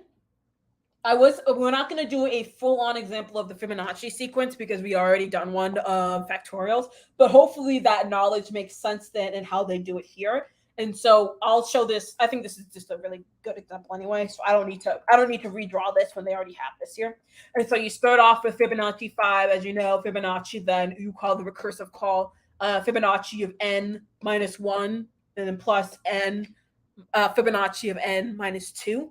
And so what they do is that's 2 separate recursive calls that you then have to continue breaking down. And so now what's the Fibonacci call for 4? It's 3 plus 2 over here. And you keep doing that until you get to the very, very bottom. And how that works here is that what's the, I think it asks like the first 5 numbers of the Fibonacci sequence in this case. And so what the first value is, and when I equals 0, because you go through like the length of what you're looking for. So it's like, let me just actually pull up the code rather than me trying to explain this as if like,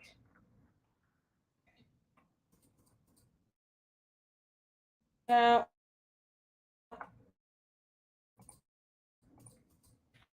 do I, that's dumb.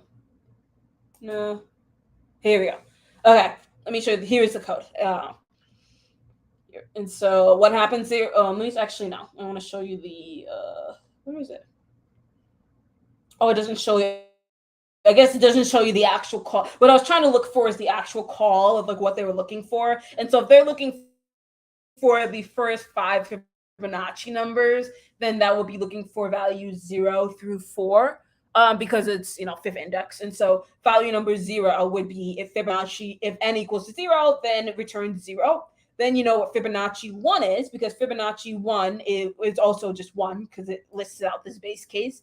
Then Fibonacci 2, well, we have that information. I need to not click on that because every time I click on that, I have to struggle, whatever. I don't know. There we go. Fibonacci 2 is Fibonacci 1 plus Fibonacci 0. We know that that's 0 plus 1, so that's 1. So the first 3 values are 0, 1, 1. Then Fibonacci 3, we know that Fibonacci 2 is 1, and we know that Fibonacci 1 is 1. So that's 0, 1, 1, 2. And then Fibonacci 4 is 3 plus 2, which is 2 plus 1, which is 3. So if I wanted the first 5 values, I would know that it's 0, 1, 1, 2, 3, because that's why the base case is so important, because it tells you what the base case, and then you can use that to fill in the blanks and all the other pieces of the recursive call. Hopefully that makes sense. I mean, we're going to talk about the dynamic programming pretty much right after this, and so we'll cover the terms of memorization and things like that. And when I say we're going to cover it, it's going to be more so, like I said, this is kind of where we transition from me teaching you to us just kind of learning together, because like I said, it's been a hot minute since I've done dynamic programming, and so this is going to be more so of I kind of know what it is, but I kind of want to rely on some of these resources that do it a little bit better than I do. So that's what this last part is going to be. Like I said, and the main reason I'm doing is because it's not something you need to know. I think that it will make it much easier if you want to optimize your code, if you want to impress the interviewers. It's a good skill. But if you're just I want to get a job, I got by. I didn't do a single DP problem, and I was just okay. So what's this one?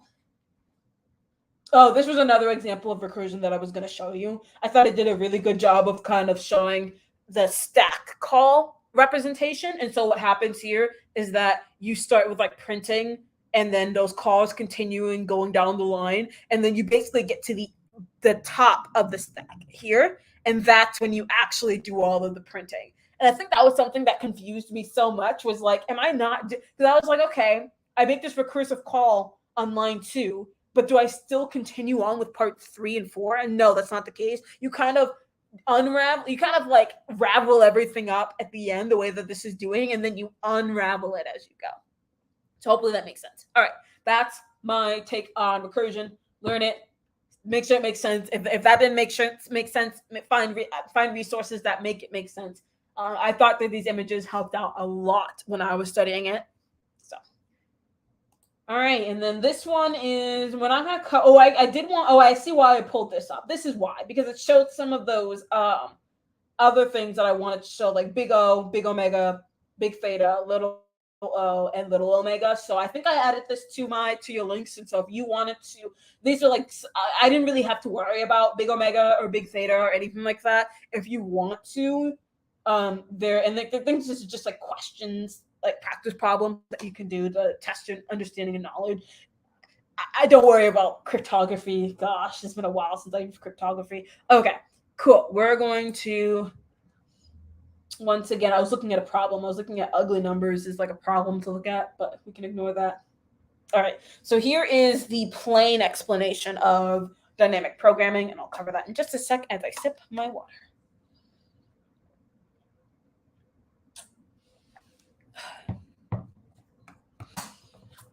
All right, so it was important for us to cover recursion because that's going to serve as the basis for dynamic programming, which is basically a way to optimize it. And so one, I guess I didn't talk about a lot about the pros and the cons of recursion.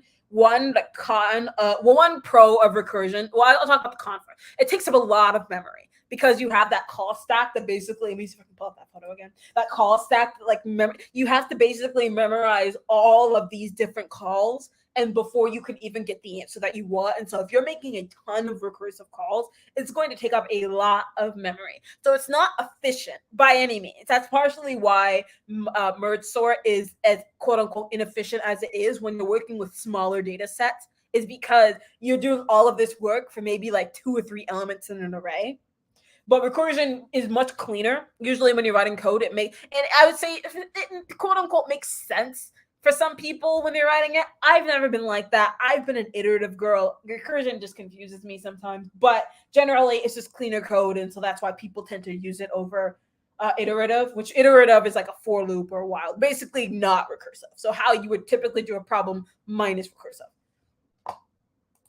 And oops, wrong link. In this case, and so the reason I bring that up is that's pretty much the big con of recursion, is because of all the amount of memory that you use. And so with recursion, sometimes you're making a lot of calls that are repetitive, and that you can optimize it using something that's called dynamic program, is that you store some of the results of those, like, you know how in recursion you break down problems smaller and smaller until you get to your base case. What dynamic programming does, it allows you to take some of the sub problems, like some of the answers to the problems at the beginning or in the middle, and it kind of saves that later, and then you don't have to recompute them. You don't have to add them as part of the call stack. They're kind of already saved as constant values in your code. And so it just makes the time complexity go down a lot faster. And so this is what, in terms of code, this is what that looks like.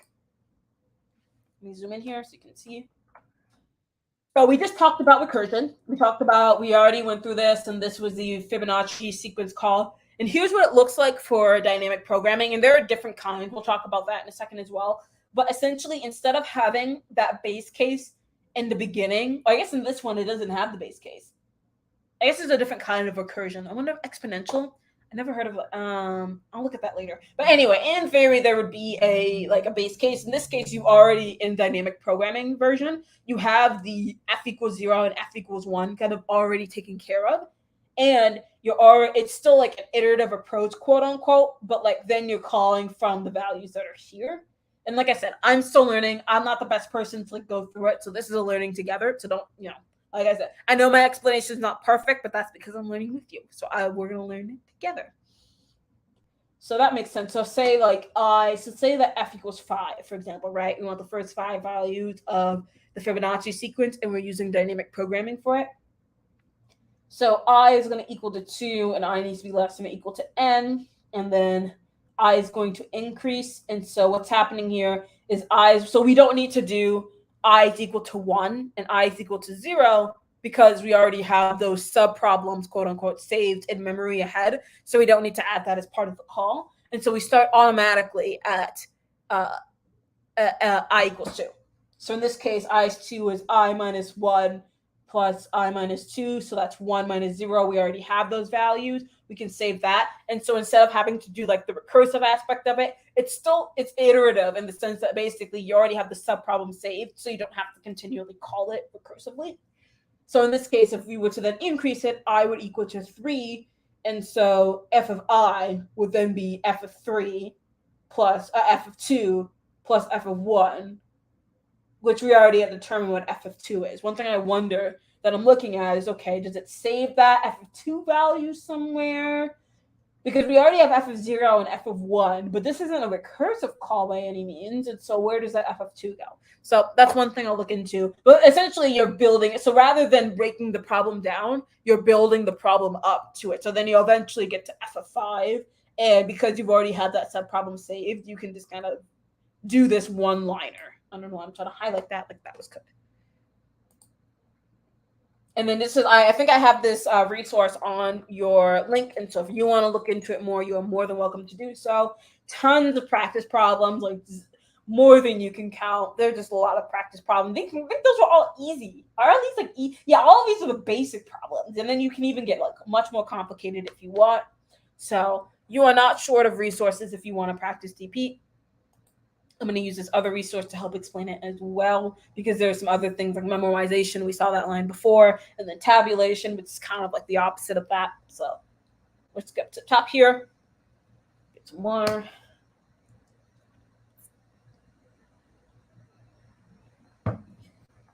All right.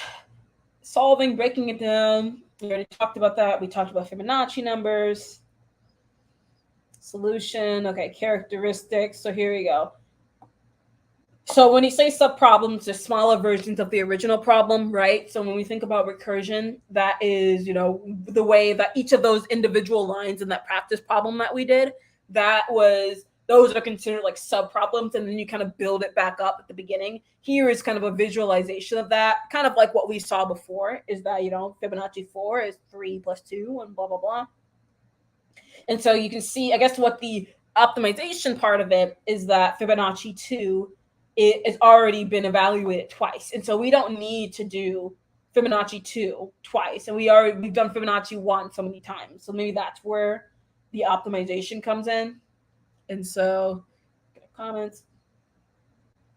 Optimize. So optimal substructure property so any problem has an optimal substructure property if its overall optimal solution can be constructed from the same optimal solutions of its subproblems. That is so confusing. I read through that and I was like, what are you saying? Okay, here we go. As we know, size of n has been reduced to size problems. Therefore, it has optimal substructure. Its overall can be constructed from optimal solutions of its subproblems. I guess it's basically saying, can you break it down into subproblems, which you can do because they've already done it in the call, because you've already taken n and you've made it n minus 1 and n minus 2, and so you've already made it a substructure is what it's saying.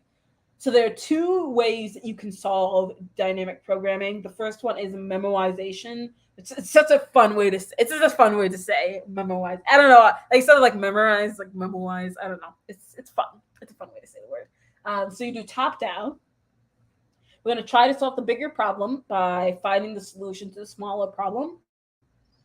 And we cache it so we don't end up repeating it. Okay, so in this case, basically what's happening is you're saving the values that it's similar to recursion in that you're solving the problem, like breaking it down, but rather than saving it in a call stack that you then have to refer to later, memoization allows you to cache that result, so then you're not using extra memory to just kind of have it in this recursive state. That's what it seems to be saying here. So then we see this is the non-DP version of it, which we are very familiar with. Also, the base case of this is also, the base case of this can change. Some people, I have my little Grammarly guy here. We saw that the base case here last time was like if n equals 0 and if n equals 1. They just simplified it so that, if n equals 1, then you just return 1. And if n equals 0, you return 0. Just another way to write it, just in case you saw this base case and was like, oh, that looks different than what I had anticipated. All right, so now let's look at the memoized version of it.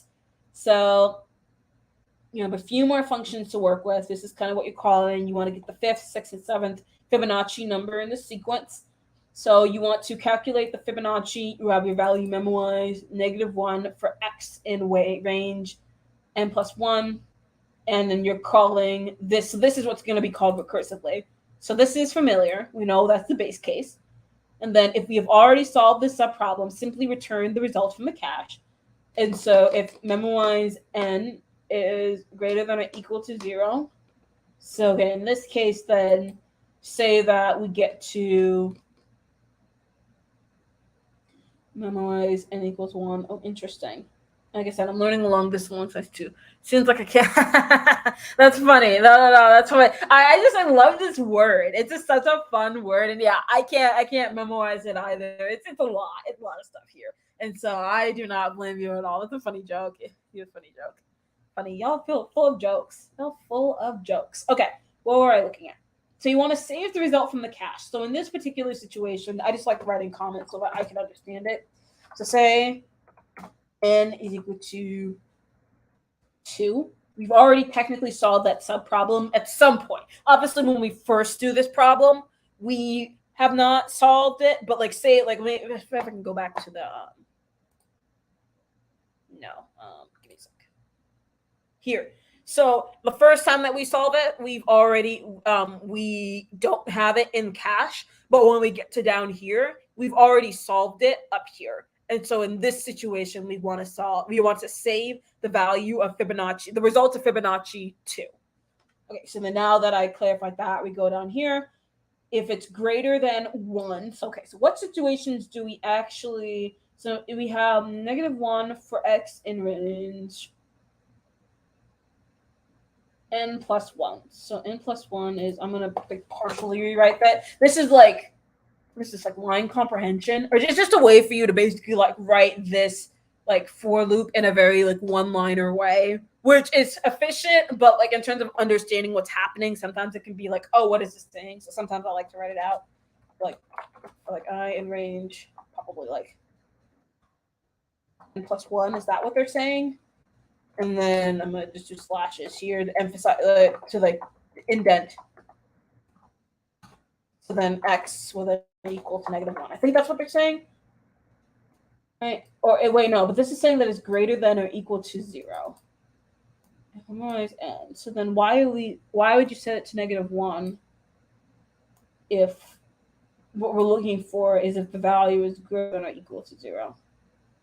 Let me keep reading. It'll answer itself. I kind of stopped at line 11 and then keep going. So then you want to return. So basically the solution. The solution then is basically, oh, maybe that's saying for x in range.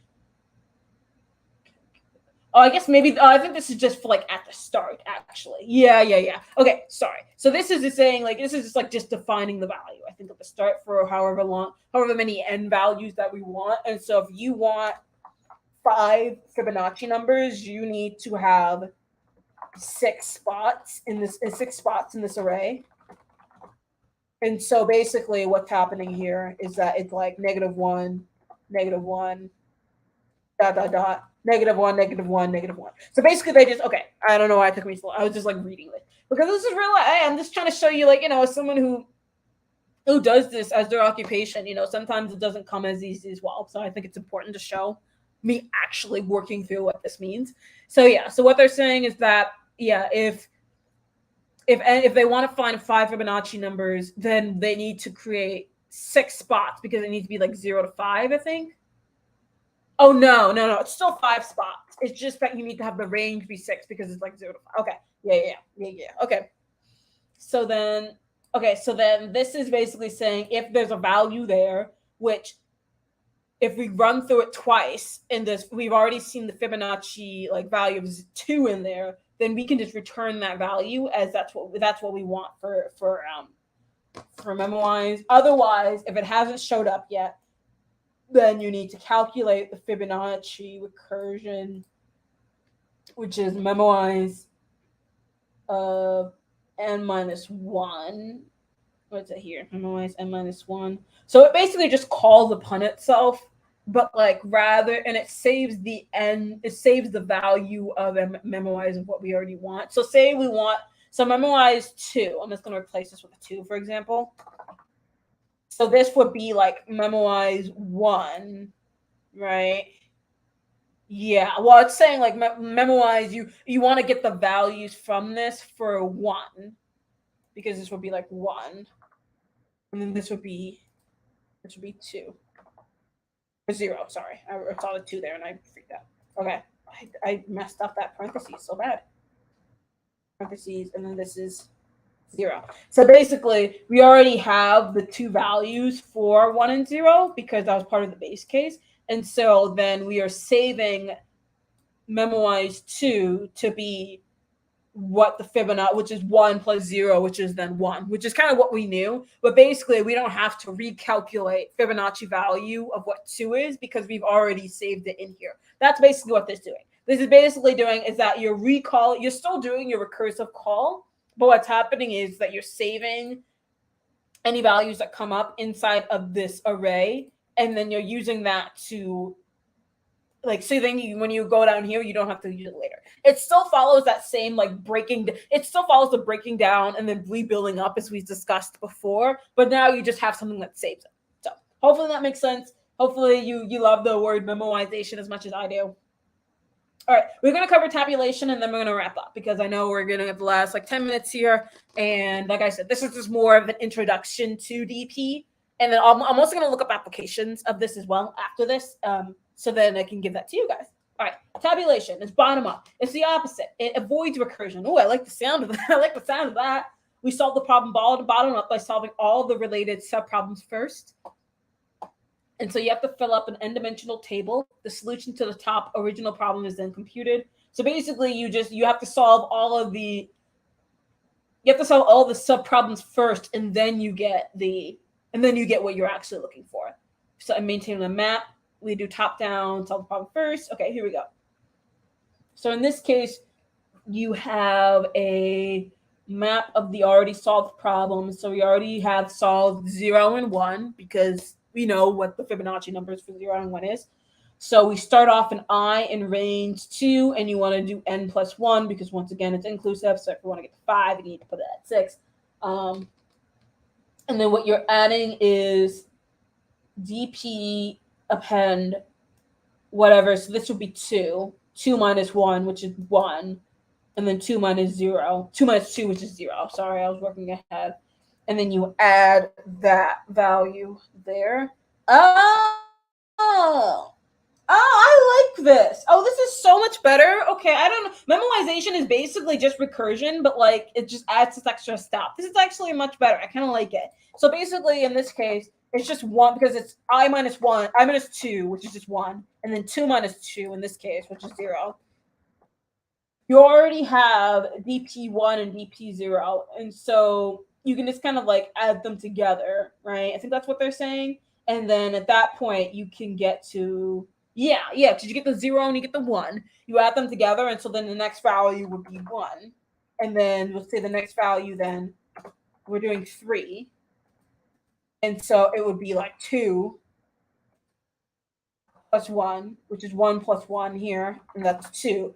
And then you keep going and going, and then you just kind of like print, and then you just print off everything that's here. Oh, that's so much easier. I see why people use DP. That's so much easier. You know how easy interviews would have been if I just did that? Yeah, okay. Yeah, so and then they recommend always doing a brute force recursion version first, and then trying to optimize, which I agree with. I think that DP is if you already know the problem and you already know that like I can make this much faster with DP, go ahead. But the number one rule in technical interviews in general is get a brute force solution out. Make sure that it's working. You're not going to get points. You're not going to get as many points, let me clarify, for having an incomplete efficient solution as opposed to a complete inefficient solution. You'd rather have the latter. You'd rather have it be complete and then make it better later, rather than spending all your time trying to make it be good and then not even have it print or result or return anything. So, all right, last thing I'm going to cover here, and I had a practice problem which I had like looked at, and then I was like, I struggled a little bit, but then once I read through this makes sense. So there's a ton of practice problems on the links that I sent, so feel free to look at those if you'd like. All right, so last thing we're going to do is we're going to look up applications. I want to look up dynamic programming, which we've kind of already seen, right? So dynamic programming is just a way to optimize recursion. So my gut is probably just going to say recursion-based problems, but let's look it up and see what they say.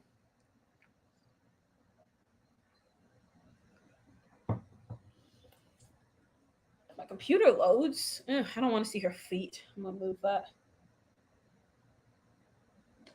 Give it a sec. My computer's just being slow. I might just look it up on my phone too, just so that I can tag team, because your time is valuable, and I want to make sure I'm not wasting your time. So, yeah, it was unresponsive. I'm gonna wait. Okay. I always wonder if you get that, do you usually just kill the page? Maybe I should just kill the page and just try again. I know, like, part of me is like, do you guys like just kill the page, or do you? Okay, let me look up applications. Oops. Application dynamic programming. Here we go. I don't know why that took so long. This is what I was looking for. Which I will also add this link to our link page if you want to look at them later. You are more than welcome to do that. So let me add that here.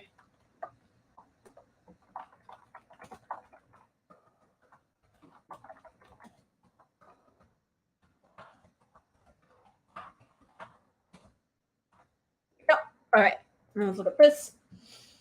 We've already talked about this. I'm really just looking for where you can use this.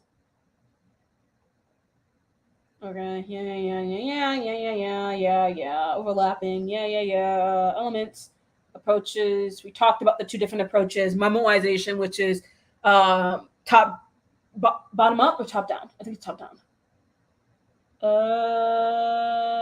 Memoization is top down. Yep, and tabulation is bottom up. So that's also good to memorize. Applications. Here we go.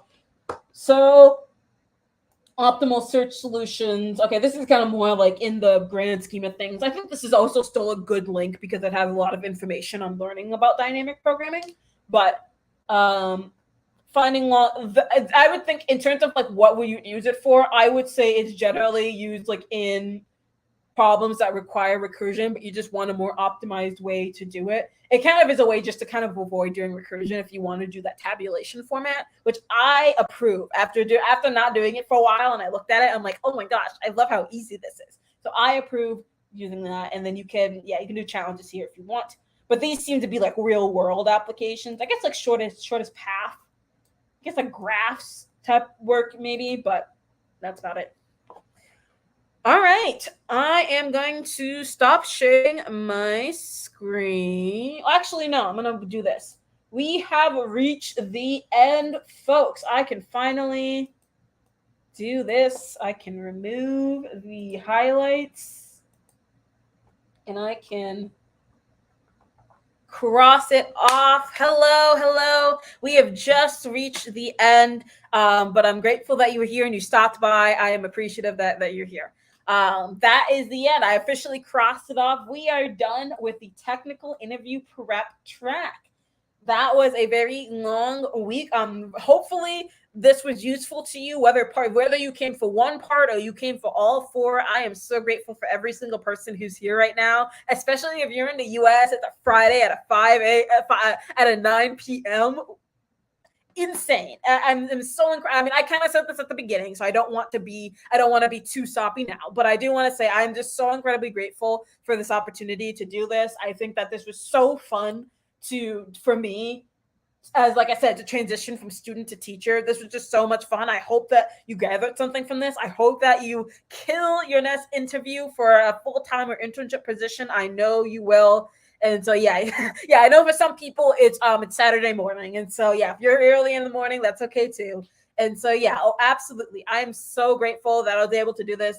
I gave you tons of links and ideas, but of course. No, you're totally fine. Thank you so much. I know there's some people who've been here since the first one. That's incredible. The fact that it's for people who've been here for all four tracks. I know that's not a ton of you guys, but if you were, pats on the back. Thank you so much. Like I said, hopefully this was useful and helpful. This won't be the end. I will be back for the next Global Hack Week. I already have some ideas in my head of what I'm going to do. And so I will be back streaming. Hopefully I get to see some of you hackers. Depending on what hackathon you go to, I'll be a coach. I'll be around. And so feel free to, we'll meet then. But that is the end. What am I going to do? I'm probably going to get something to eat. And then I'm not going to go to bed. I'd be lying if I said I'm going to go to bed. But I'm probably just going to go hang out with some friends and stuff like that and celebrate. So, happy end of Global Hack Week. I know we're reaching the end. I think there's only two more. I think there's only like two more events happening right now or going to be happening. So, I know. I was going to say, I'm tired.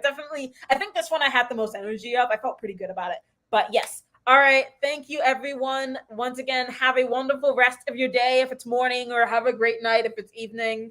All right. Goodbye, everyone. Thank you. And I will see you guys another time.